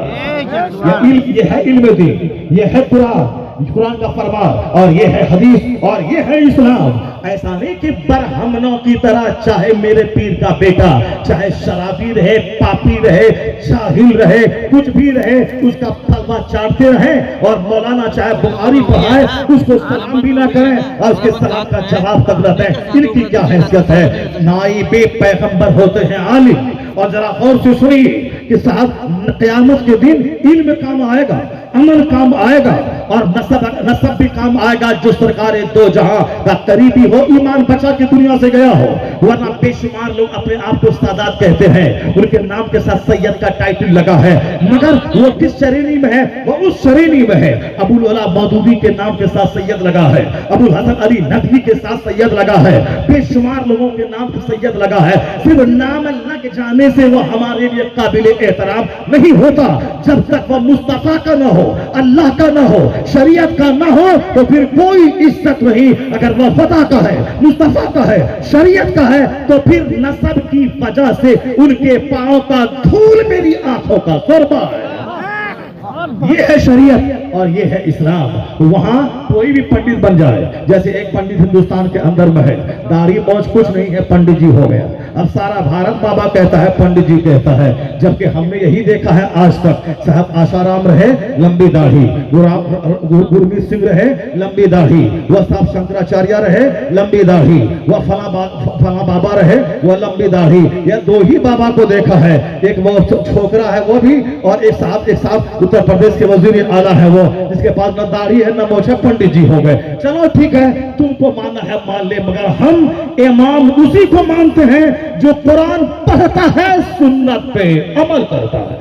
हम ऐसे वैसे किसी के इमाम नहीं बनाते जो सुन्नतों का आमिल हो। हम नहीं देखते कि अंसारी है, कि जोलाहा है, कि नदाफ है, कि साफी है, कि शेख है, पठान है, नहीं देखते। इल्म कुरान है, आलिम बाअमल है, वही मेरा रहनुमा है। कुरान हदीस से हटने के बाद बेशुमार तफक्कुर में हम पड़ गए। अब जरा देखें, सारी दुनिया जाग गई, सारी दुनिया मेन थीम पे आ रही है, मगर हम लोग हैं कि मुख्तलिफ तरह से बटे हुए हैं। साहब ये अंसारी है, उसको वोट नहीं देना है, ये जोलाहा है, उसको वोट नहीं देना है, ये साहब नदाफ है, उसको वोट नहीं देना है, ये साफी है, उसको वोट नहीं देना है। जरा देखिए कुरान शरीफ क्या कहता है, वक़ालतिल यहूदु लैसत नसारा अला शै, यानी यहूदी कहते हैं कि नसरानी 0/0 है, काफिर है, कुछ नहीं है। वक़ालतिन नसारा लैसतिल यहूदु अला शै, नसरानी कहते हैं कि यहूदी 0/0 है, काफिर है। यहूदी नसरानी को काफिर कहते हैं और नसरानी यहूदी को काफिर कहते हैं, लेकिन ये दोनों हमें मिटाने के लिए एक हो गए, मुत्तहिद हो गए। अब साहब इसराइल का यहूदी, अमेरिका का नसरानी, ये दोनों हमें मिटाने के लिए मुत्तहिद हो गए। काफिर एक दूसरे को कहने वाला, एक दूसरे को ज़बह करने वाला, 27 से लेकर 50 लाख यहूदियों को जर्मनी के हिटलर ने ज़बह कर दिया, क्योंकि शरीर ज़बह करने के काबिल ही है। मुट्ठी भर लोगों को छोड़ दिया, जो आज फिलिस्तीन के निहत्ते बच्चों, औरतों, बीमारों, माजूरों, कैंसर से पीड़ित मरीजों को ज़बह करने पे तुला है।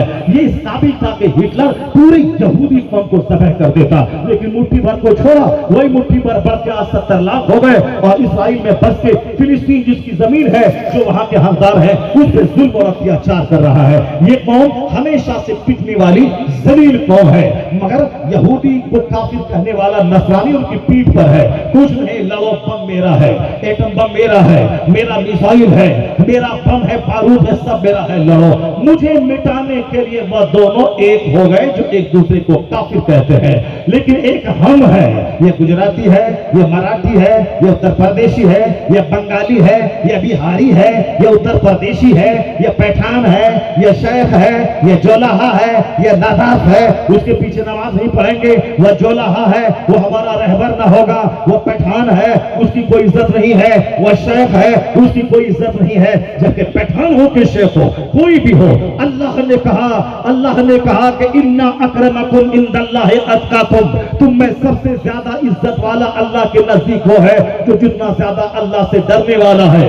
اور حضور نے 1 لاکھ مجمع کو خطاب کرتے ہوئے حجۃ الوداع کے موقع پر کہا لا فضل لعربی علی عجمی ولا لعجمی علی عربی ولا لابیض علی اسود ولا لاسود علی ابیض الا بالتقوی. مصطفیٰ کہتے ہیں there will be no superiority for an Arab over an Arab, for a white over a black. حضور نے کہا کسی کالے کو گورے پر، گورے کو کالے پر کوئی فوقیت نہیں، عربی کو اجمی پر، اجمی کو عربی پر کوئی فوقیت نہیں. یعنی عجم میں پیدا ہونے والا اگر وہ صاحب ایمان ہے، اگر وہ صاحب کردار ہے، تو عرب میں پیدا ہونے والے مشرک سے کروڑوں گنا بہتر ہے. اب اسلام آ گیا ہے، اب یہاں پہ نہیں دیکھا جائے گا کالا گورا یا عربی اجمی، اب ایمان دیکھا جائے گا، کردار دیکھا جائے گا. جو متقی رہے گا وہی قابل احترام رہے گا. یہ مصطفیٰ نے تقوی پہ زور دیا. اور ہم نے کیا زور دیا؟ نہیں صاحب پٹھان ملک پیر نہیں ہو سکتا ہے، شیخ پیر نہیں ہو سکتا ہے، اور شیخ ہمارا رہنما نہیں ہو سکتا ہے،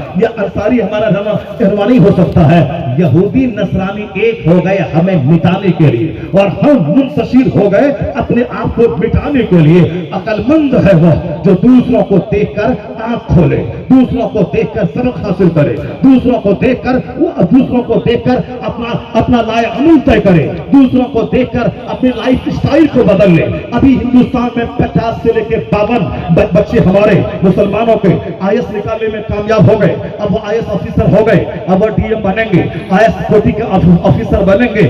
52 بچے ہمارے.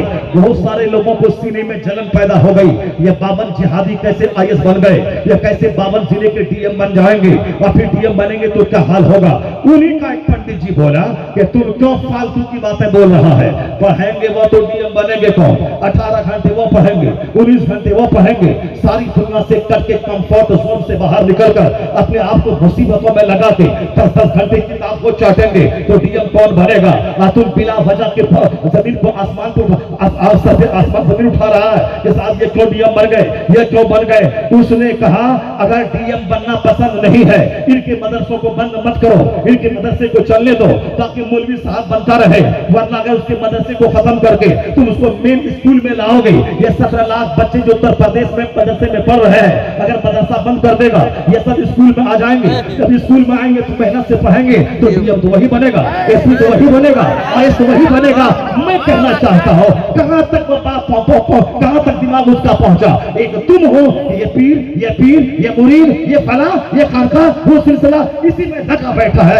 اللہ کے نام پہ متحد ہو جا، مصطفیٰ کے نام پہ متحد ہو جا، اہل بیت کے نام پہ متحد ہو جا، صحابہ کے نام پہ متحد ہو جا، غوث اعظم کے نام پہ متحد ہو جا، اعلیٰ حضرت کے نام پہ متحد ہو جا، غریب نواز کے نام پہ متحد ہو جا. اگر متحد ہو گیا چھوڑ گستاخوں کو تو مصطفیٰ کی توہین کی، اسلام سے رشتہ کاٹ لیا اس کی بات چھوڑ.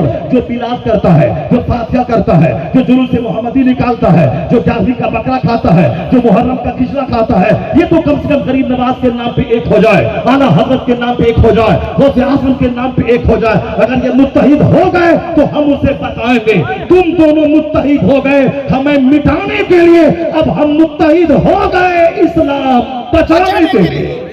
نعرہ تکبیر، نعرہ رسالت، مسلکی اعلیٰ حضرت علماء اہل سنت، خلیفہ حضور تاج الشریعہ. دین کو پریورٹی دینی پڑے گی، دین کو ترجیح دینا ہوگا، اور دین کو ترجیح دینے میں کسی ڈاکٹر کے پیچھے نہیں دوڑنا ہوگا. میڈیکل پڑھنا ہو تو ٹھیک ہے، انجینئرنگ پڑھنا ہے تو ٹھیک ہے، اگر پروفیسر بننا ہے اردو لٹریچر میں تو ٹھیک ہے، اگر ہمیں سنسکرت پڑھنا ہے سنسکرت کے ایکسپرٹ کے پاس گئے تو ٹھیک ہے. لیکن اگر دین بچانا ہے اور دین سیکھنا ہے تو کسی ڈاکٹر انجینئر کے پاس نہیں جانا ہوگا، علماء ربانیین کے پاس جانا ہوگا. علماء حق کی بات ماننی پڑے گی. اگر ان سے ہٹے تو پھر انجینئر کے پاس جانا ہوگا.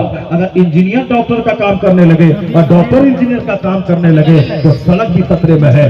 मकान की जिंदगी भी खतरे में है, मरीज की जिंदगी भी खतरे में है। इसलिए जो काम अरबी मदारिस के उलमा का है, जिन्होंने 25 साल मदरसे में लगाया, नहव सीखा, सर्फ सीखा, मंतिक सीखा, फलसफा सीखा, मानी सीखा, बदी सीखा, बयान सीखा, तफसीर सीखा, हदीस सीखा, अब इससे ज्यादा इस्लाम को कौन समझेगा? अब वो इंजीनियर साहब ठेका ले लिया है समझाने का। अपने बच्चों को बचाइए, अपनी बेटियों को बचाइए। अगर बचाना है दीन तो मसलके आला हजरत को थाम के रहिए, आलिमों से रहनुमाई हासिल कीजिए। अल्हम्दुलिल्लाह फिक्र तबाह होने से बचेगी, जिस्म तबाह होने से बचेगा, घर तबाह होने से बचेगा, औलाद तबाह होने से बचेगी, दुनिया में तबाही से बचेंगे। और शरीयत पे अमल रहा तो मरने के बाद सीधे मुस्तफा की शफाअत से जन्नतुल फिरदौस में अल्लाह अल्लाह का अता फरमा दे। यही मसलक आला हजरत का पैगाम है, यही सरकार आला हजरत का पैगाम है।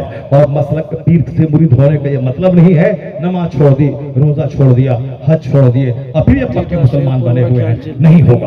अल्लाह रब्बुल इज्जत ने जिन चीजों को फर्ज करार दिया है उसको फर्ज मानना होगा।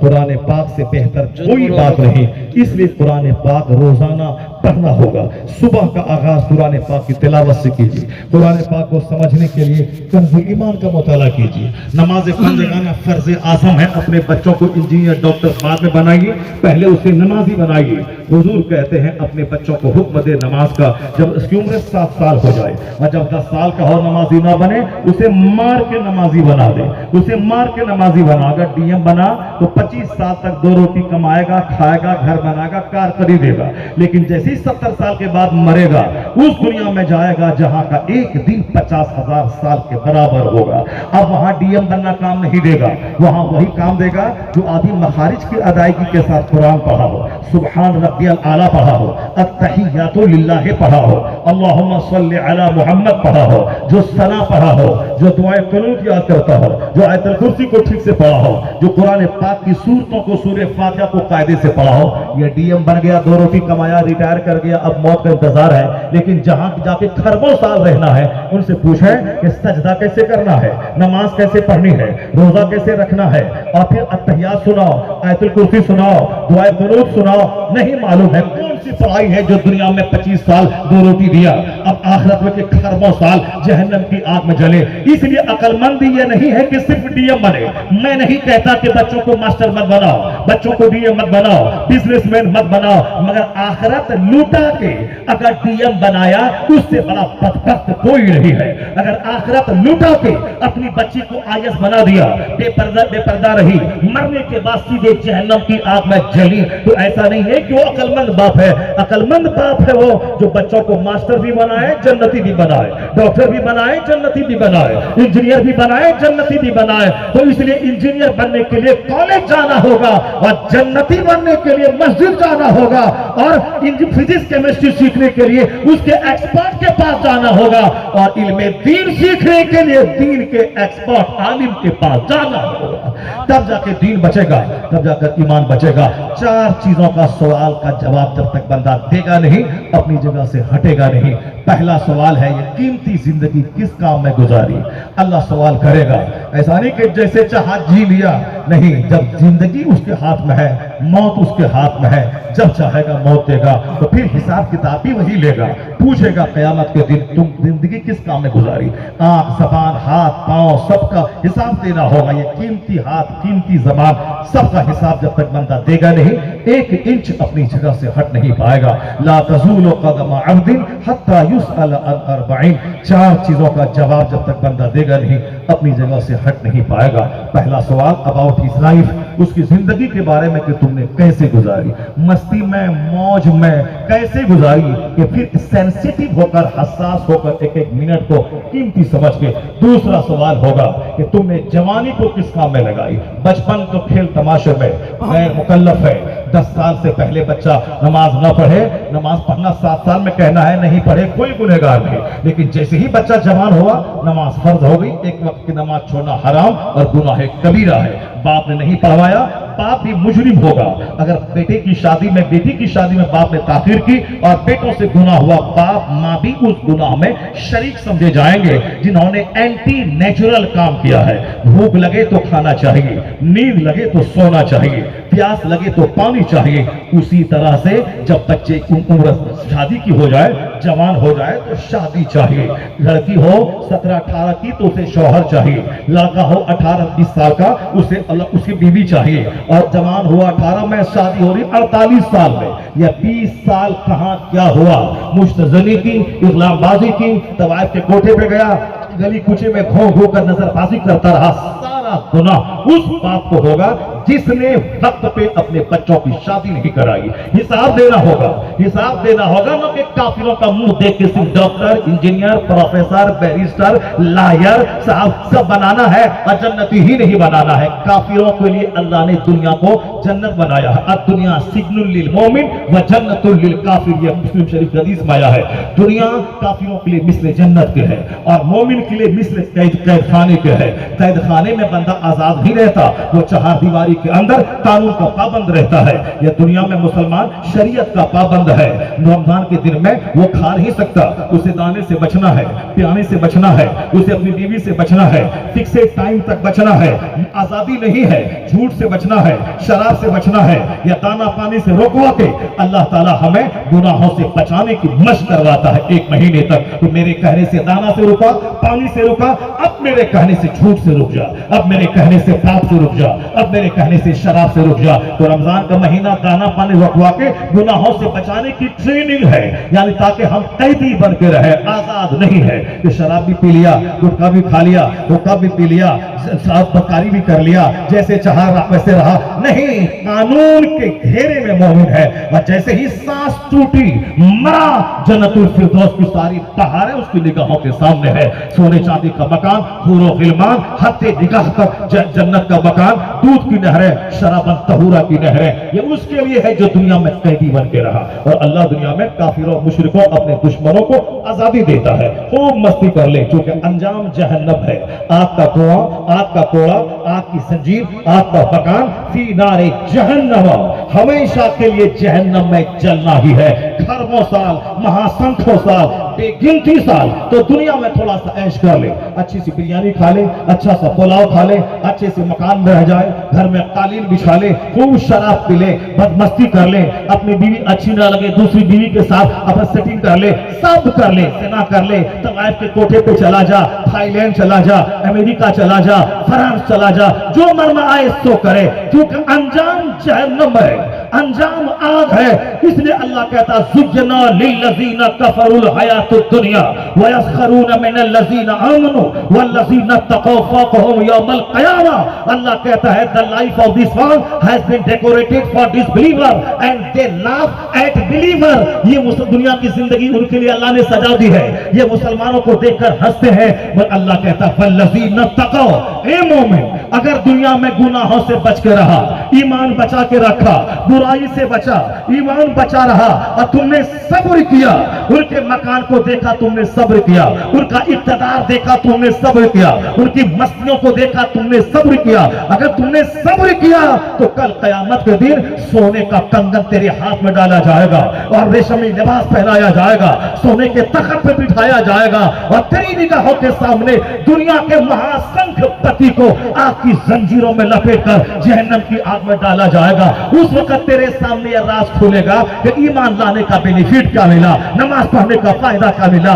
اس لیے اللہ اس کو دنیا دیتا ہے کھا پی کے موٹا ہو تاکہ سدا آگ میں جلتا رہے, اور ہمیں تکلیف دیتا ہے تاکہ تیرے اوپر دشمن مسلط ہو جائے, تیرے بچے مر جائیں, تیری فصل میں کمی ہو جائے, تیرے کاروبار میں کمی ہو جائے, تو آزمائشوں سے گزارا جائے گا. 70-80 سال دنیا کا 1 سیکنڈ ہے.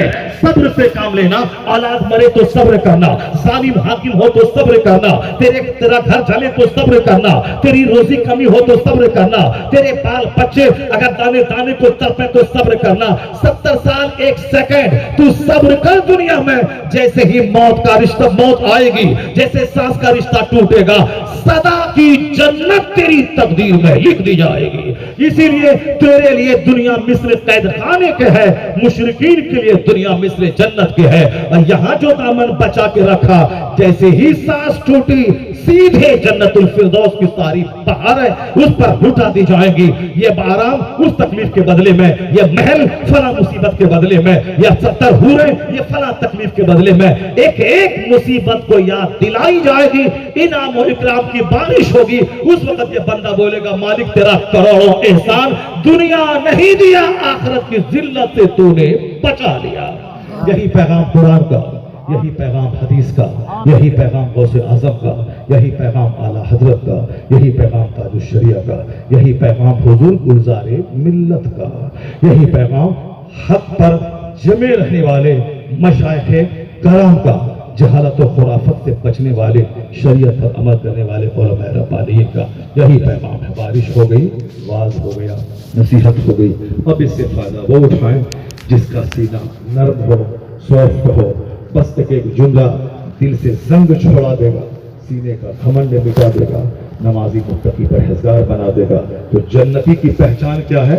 جو نرم ہو, جو سافٹ ہو, جو عاجز ہو, جو گھمنڈ نہ کرے, اترائے نہیں. مصطفیٰ کہتے ہیں لا يدخل الجنہ, وہ جنت میں نہیں جائے گا جس کے سینے میں رائی برابر گھمنڈ ہوگا. ایک صحابی بولا سرکار ان الرجل يحب ان يكون صوبه حسنا ونعله حسنا, ایک آدمی کی تمنا ہے کہ میرا جوتا اچھا ہو, میرا کپڑا اچھا ہو. کیا یہ گھمنڈ ہے؟ حضور اگر ہاں کہہ دیتے تو ہمارے لیے اچھا جوتا پہننا حرام ہو جاتا, اچھا کپڑا پہننا حرام ہو جاتا. مگر اے مسلمان, مصطفیٰ کیا کہتے ہیں؟ ان اللہ جمیل یحب الجمال. اچھا جوتا پہننا حرام نہیں ہے, گناہ کرنا یہ غلط ہے.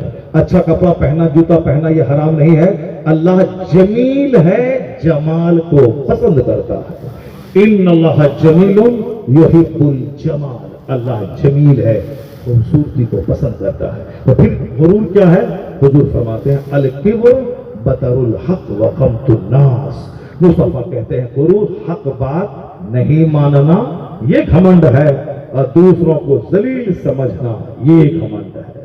اچھا کپڑا پہننے کے بعد اگر حقیر کپڑا پہننے والے کو دھتکار دیا, اپنے سے دور کر دیا, اپنی گاڑی پہ نہیں بٹھایا, ان کے سلام کا جواب نہیں دیا, یہ گھمنڈ ہے. اور حق بات بولا گیا نہیں مانیں گے, یہ گھمنڈ ہے. حق بات نہیں ماننا یہ گھمنڈ ہے, اور دوسروں کو حقیر سمجھنا یہ گھمنڈ ہے. گھمنڈ کو توڑنے کے لیے حضور نے کہا لا تدخلون الجنت حتى تؤمنوا ولا تؤمنوا حتى تحابوا اولا ادلكم على شيء اذا فعلتموه تحاببتم افشوا السلام بينكم. مصطفیٰ فرماتے ہیں جنت میں نہیں جاؤ گے جب تک کہ مومن نہ بن جاؤ, اور مومن نہیں بنو گے جب تک کہ آپس میں ایک دوسرے سے محبت نہ کرو. یہاں کافروں کے سماج میں مسکراہٹ ہے, اسمائلنگ ہے, اور مسلمانوں کے سماج میں چہرہ بگاڑ کے گھمنڈ سے ملنا ہے. یہی ہے میری تباہی کی پہچان. جس کا انجام جہنم ہے وہ تو اسمائلی فیس کے ساتھ رہتا ہے, مسکراتا ہے, دوسروں کو سمان دیتا ہے, ٹیچر کو, گرو کو, باپ کو, ماں کو, اپنے سماج کے بڑے بزرگوں کو, اپنی کار سے نیچے اتر کے اپنے گرو جی کا پاؤں چھوتا ہے کہ یہ ہمارے بچپن کے کوکا پڑھانے والے یہ ہمارے گرو ہیں. اور ہمارے یہاں امام صاحب سے گھمنڈ سے چلنا ہے, سلام کا جواب نہیں دینا ہے, داڑھی رکھنے والا, نماز پڑھنے والا اس کو سلام نہیں کر رہا, چہرہ تمتما رہا ہے. غصہ بہت ہے, گھمنڈ بہت ہے, مال کا گھمنڈ بہت ہے. اس لیے مال اس کے لیے اچھا ہے جو عاجز و خاکسار ہو, ورنہ اس کے لیے بہتر ہے غریبی. کم سے کم مال نہیں رہے گا تو سوفٹ رہے گا. اگر مال آ گیا تو پھر وہ فرعون کا بھائی بن جائے گا. حضور نے کہا کچھ لوگ ہیں غریب ہیں تو ایمان بچا ہے, اگر وہ مالدار بنے تو کافر ہو جائیں گے. اب کچھ لوگ ہیں کہ مالدار ہے تو مومن ہے, غریب بنے تو کافر ہو جائیں گے. اب کون جانتا ہے کہ کس کی بھلائی کس میں ہے؟ بہت سارے لوگ عالموں سے مصافحہ کرتے تھے, مسجد میں دن رات رہتے تھے, مال ہوا عالموں کی برائی چالو ہے اور کافروں سے دوستی ہے. اب بہت سارے لوگ ہوتے ہیں کہ جب تک مال نہیں تھا مسجد سے دور تھا, لیکن جیسے ہی مال آیا جلسہ, جلوس, مدرسہ, مسجد, مولوی, مولانا, اجمیر, بغداد, بریلی سے قریب ہو گئے. تو مال کس کے حق میں بہتر ہے کوئی نہیں جانتا. غریبی کس کے حق میں بہتر ہے کوئی نہیں جانتا، تو اس کا علاج ہے مسلک اعلی حضرت میں ایک چیز کہ اللہ کی تقدیر پہ راضی رہ، خوب شور مچا کے اللہ سے دولت مت مانگ، ممکن ہے کہ دولت اگر ملے اور تیرا ایمان لٹ جائے، اس لیے راضی با رضا رہنا، خدا کی تقدیر پہ راضی رہ، میرے حق میں غریبی بہتر ہے تو ہمیں صبر عطا فرما غریبی دے کر، اگر میرے حق میں مالداری بہتر ہے ایمان بچے گا تو مالداری دے کر سخاوت کا شکر کا جذبہ عطا فرما، یعنی میری بہتری جس میں ہے اے اللہ مجھ کو وہ عطا فرما، یہ ہے جنتی بولی، مومن کی بولی، قرآن حدیث کا جو فرمان ہے اس فرمان پہ چلنے والی بولی، اس سے ہٹ کے من کے مطابق جیتے رہیے، چلتے رہیے۔ اللہ تبارک و تعالی ہم کو اور آپ کو سبوں کو نیک بننے کی توفیق عطا فرمائے، اللہ ہمیں گناہوں سے بچنے کی توفیق عطا فرمائے۔ تقریر ہماری 11:15 بج گئے، یعنی بہت لمبی تقریر ہو گئی، اور پھر ابھی بھی تقریریں ادھوری ہیں کیونکہ بہت ساری باتیں پھیل گئی، تو سمیٹوں گا تو کم سے کم 1.5 گھنٹے تک اور لگ جائیں گے، اور پھر پرشاسن کا مسئلہ کھڑا ہو جائے گا، اس لیے جو باتیں میں نے کہہ دی ہیں آپ تک پہنچا دی ہیں، مجھ کو 10 بجے تک کا ہی ٹائم دیا گیا تھا اور میں نے کھینچ کر کے 11:15 تک میں آپ کو لے کے چلا گیا ہوں، اس لیے اگر کسی کی دل شکنی ہوئی ہو یا پھر پرشاسن کے خلاف میرا یہ قدم رہا ہو تو معذرت ہے، چونکہ بات جب شروع ہوتی ہے تو الکلام یخلق الکلام، کلام کو پیدا کرتا ہے، بات سے بات پیدا ہو جاتی ہے، اسی لیے باتیں طویل ہو جاتی ہیں۔ جمعہ کے دن کبھی ہم لوگ آدھا گھنٹہ بولتے ہیں، کبھی محفل میلاد میں جہاں 10 مولانا ہے ہم لوگ 10 منٹ بولتے ہیں، اور کبھی ضرورتاً 2.5 3 4 گھنٹے بولتے ہیں، جہاں کوئی نہیں ہے لوگوں کے سننے کا موڈ ہے وہاں بولتے ہیں۔ تو اسی طرح سے آپس میں حالات سے سمجھوتا کرنا چاہیے، ایسا نہیں کہ جہاں بولنا ہے 3 گھنٹہ تم آدھا گھنٹہ بول دیا، اور جہاں بولنا ہے 10 منٹ تو وہاں 2 گھنٹہ بول دیا۔ یہ وہ شخص ہیں جو حالات کو سمجھ کر بات نہیں کرتے۔ اب میں نے کیسی بات کی اور میں نے کتنا ٹائم لیا، کس کا دل دکھا، کس کے نزدیک اچھا رہا، وہ تو آپ سمجھیے، آپ کا کام سمجھے۔ البتہ اتنا ضرور ایک بات میں لاسٹ میں کہہ دیتا ہوں آپ کو کہ بندہ کے چاہنے سے کچھ نہیں ہوتا ہے، وہی ہوتا ہے جو منظور خدا ہوتا ہے۔ گھر سے نکلے کچھ ہوا، آدمی ہے کمزوری ہے، اس لیے آپ کو ابھی ہمارے سید غلام غور صاحب بتائیں گے آج کی مجلس کے ہمارے جو میر مجلس تھے، جو ہمارے سب سے بڑے مہمان تھے، چیف گیسٹ تھے، حضور گزار ملت مقدس اللہ العالی، مگر وہ آج بالکل ٹکٹ بنا ہوا تھا ان کا آنے کا جانے کا سب کچھ۔ آج صبح سویرے جب وہ اٹھے ان کی آنکھ سوج چکی تھی، آنکھ میں شدید تکلیف تھی، ڈاکٹر کے پاس گئے تو ڈاکٹر نے سفر نہ کرنے کا مشورہ دیا، اس لیے آپ آج آنے والے تھے، یہ صحت کی مجبوری کی وجہ سے وہ نہیں آ سکے۔ نہ اب یہ نہیں بولنا ہے کہ نام دیا دعوت نہیں لیا یا نہیں کیا، یا پھر ان کو نہیں بولنا ہے کہ دعوت لیا تھا تو آنا ہی ہے، چاہے کچھ بھی ہو جائے، چاہے لاش ہی کیوں نہیں نکل جائے، لاش ہی کو یہاں لے آنا ہے، یعنی جو عام طور پر لوگ یہ سمجھتے ہیں، ایسا نہیں سمجھنا چاہیے، بلکہ آدمی کے ساتھ صحت ہے، آدمی کے ساتھ بال بچے ہیں، آدمی کے ساتھ مجبوریاں ہیں۔ ابھی فلائٹ کینسل ہو جاتی ہے، ابھی سنگمنیر مجھ کو 25 یا 26 جنوری کو آنا تھا، بالکل ہی آپ یوں سمجھ لیں کہ سب کچھ طے ہے، سفر خرچ طے ہے، ٹکٹ بن گیا ہے میرا۔ اب وہ سخت سردی کا موسم تھا، مجھ کو آنا تھا ادھر بہار کے اورنگ آباد سے الہ آباد ایئرپورٹ آنا تھا، اگر لیٹ ہو جاتے ہم گاڑی نہیں ملتی تو چلو صبر ہو جاتا، لیکن نہیں، اس موسم میں بھی گاڑی ریزرو کر کے بھاگتے الہ آباد ایئرپورٹ پہنچے۔ ایئرپورٹ جب پہنچے تو پتا چلا کہ فلائٹ 2 گھنٹے لیٹ ہے، میں نے کہا چلو اللہ کا شکر ہے کم سے کم ایئرپورٹ پہنچ گئے۔ وہ سخت کوہرا تھا، ایکسیڈنٹ ہو جاتا، لیکن ڈرائیور بڑی تیزی وہاں گاڑی چلاتے ہوئے پہنچا دیا، ہم وقت پہ پہنچ گئے۔ اب 2 گھنٹے فلائٹ لیٹ ہے، اب کیا کریں گے ہم؟ کتاب لیا، کاپی لیا، قلم لیا، لکھنے لگے، پڑھنے لگے۔ اسی دوران پتا چلا کہ صاحب پرستھان کیجیے، یعنی فلائٹ آ گئی ہے۔ اب ہم واش روم گئے، واش روم سے وہاں سے آئے، اپنا بیگ لے کے اب جائیں اوپر والی منزل پہ فلائٹ پکڑنے کے لیے۔ وہاں مفتی حماد صاحب سے ملاقات ہو گئی، جب اس سے ملاقات ہوگی اپنے ساتھیوں سے تو وہ پوچھا کہاں کدھر، بات چیت ہونے لگی، اسی میں وہاں گیٹ بند ہو گئی۔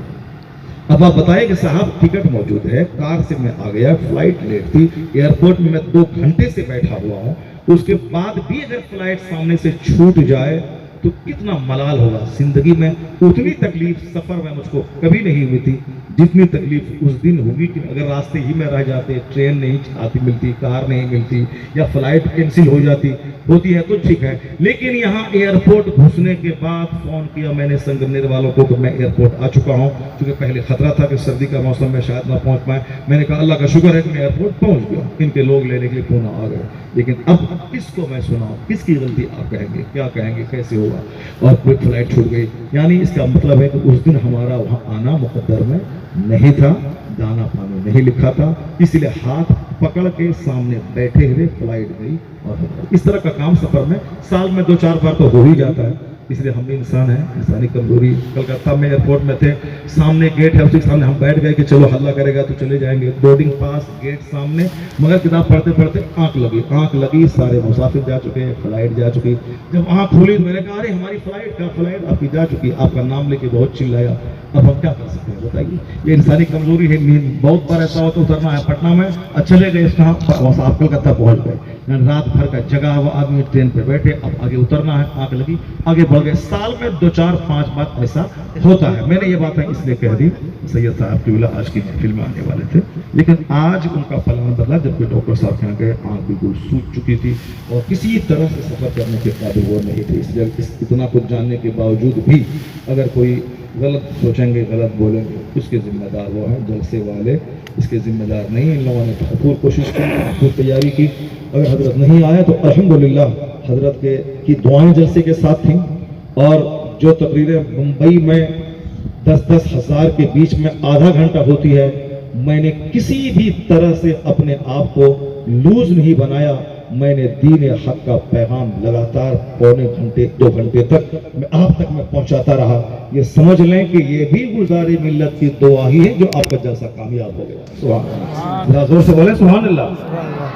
اب تو کوئی نہیں بولیں گے کہ حضرت دعوت لے کے نہیں آئے، اب تو کوئی نہیں بولیں گے، آپ نہیں بولے. بالکل سچ ہے، فیکٹ ہے. جو سید صاحب سنانے والے ہیں وہ باتیں میں نے اپنی زبان میں، اپنے انداز میں آپ تک پہنچا دیا.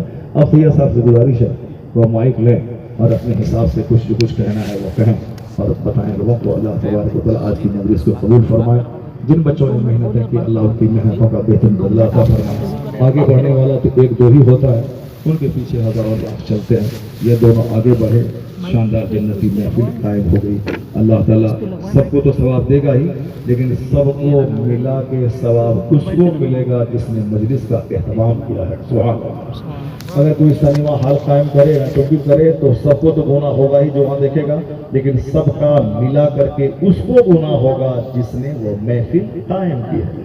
اور جس نے اچھا کام کیا، جتنے لوگ عمل کریں گے سب کو ثواب ملے گا، لیکن سب کو ملا کر کے ثواب اس کو زیادہ ملے گا جس نے وہ نیک کام کیا ہے. اللہ تعالیٰ ہمارے مفتی قاری فرید الحق صاحب کو، ہمارے حافظ القاری معین صاحب کو اور ان کے ساتھ دینے والے سارے رفقا کو بہترین بدلہ عطا فرمائے. اس طرح کا ہمیشہ سال میں 1 بار نہیں 2 بار 3 بار اس طرح کی مجلسیں منعقد کر کے اصلاح کی پریاس جاری رکھنے کی توفیق عطا فرمائے. ایک بندہ بھی نماز پڑھے نہ پڑھے اذان بند نہیں ہوگی، جمعہ کی تقریب بند نہیں ہوگی. قیامت تک یہ امر بالمعروف چلتا رہے گا، چاہے کوئی مانے نہ مانے. نہ مدرسہ بند ہوگا، نہ خطاب بند ہوگا، نہ اذان بند ہوگی، نہ تقریر بند ہوگی. سبحان اللہ. اللہ تعالیٰ ہم سب کو بدلہ عطا فرمائے. سرکار کے فرمان کو ارشادات کو عمل کرنے کی توفیق عطا فرمائے. آمین. وآخر دعوانا ان الحمد للہ رب العالمین.